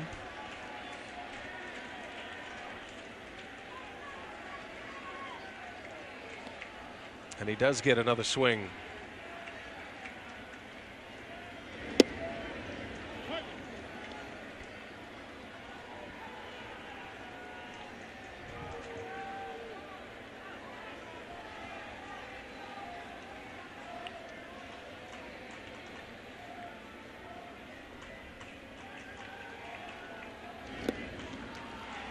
Echeverria takes off. Swing and a miss by Sanchez. No stolen base there. Defensive indifference is how you account for Echeverria to second. No balls, 2 strikes. Yankees down to their last strike here in this 9th inning. You know, I was thinking, although he's a much different pitcher than he was early in his career when CC Sabathia used to just dominate lineups, I don't know if you'd want anyone else other than the veteran lefty to be out there with the most important game that you'll have this season for the Yankees. Now you'll have Sabathia in a well-rested, loaded bullpen. So he knows it's not imperative he goes 7, 8 innings. That's not even really in the cards anymore for Sabathia. Sanchez on the ground. Jump throw to first base, and a good one to win the game. Nice play to win the game. The Boston Red Sox with 16 runs on 18 hits and the first ever cycle in the postseason by Brock Holt. A big game 3 win for the Red Sox here tonight. A 7-run 4th inning. And it set them up to win game 3 of this series and put themselves in a position tomorrow night with a win to advance to the ALCS in a matchup with the Houston Astros. Can I possibly talk in a game that 16 runs were scored about the starting pitcher for the Red Sox? Well, I will. I think it was just so important that Eovaldi came out and gave them a great effort. He gave them an unbelievable effort, going 7 innings.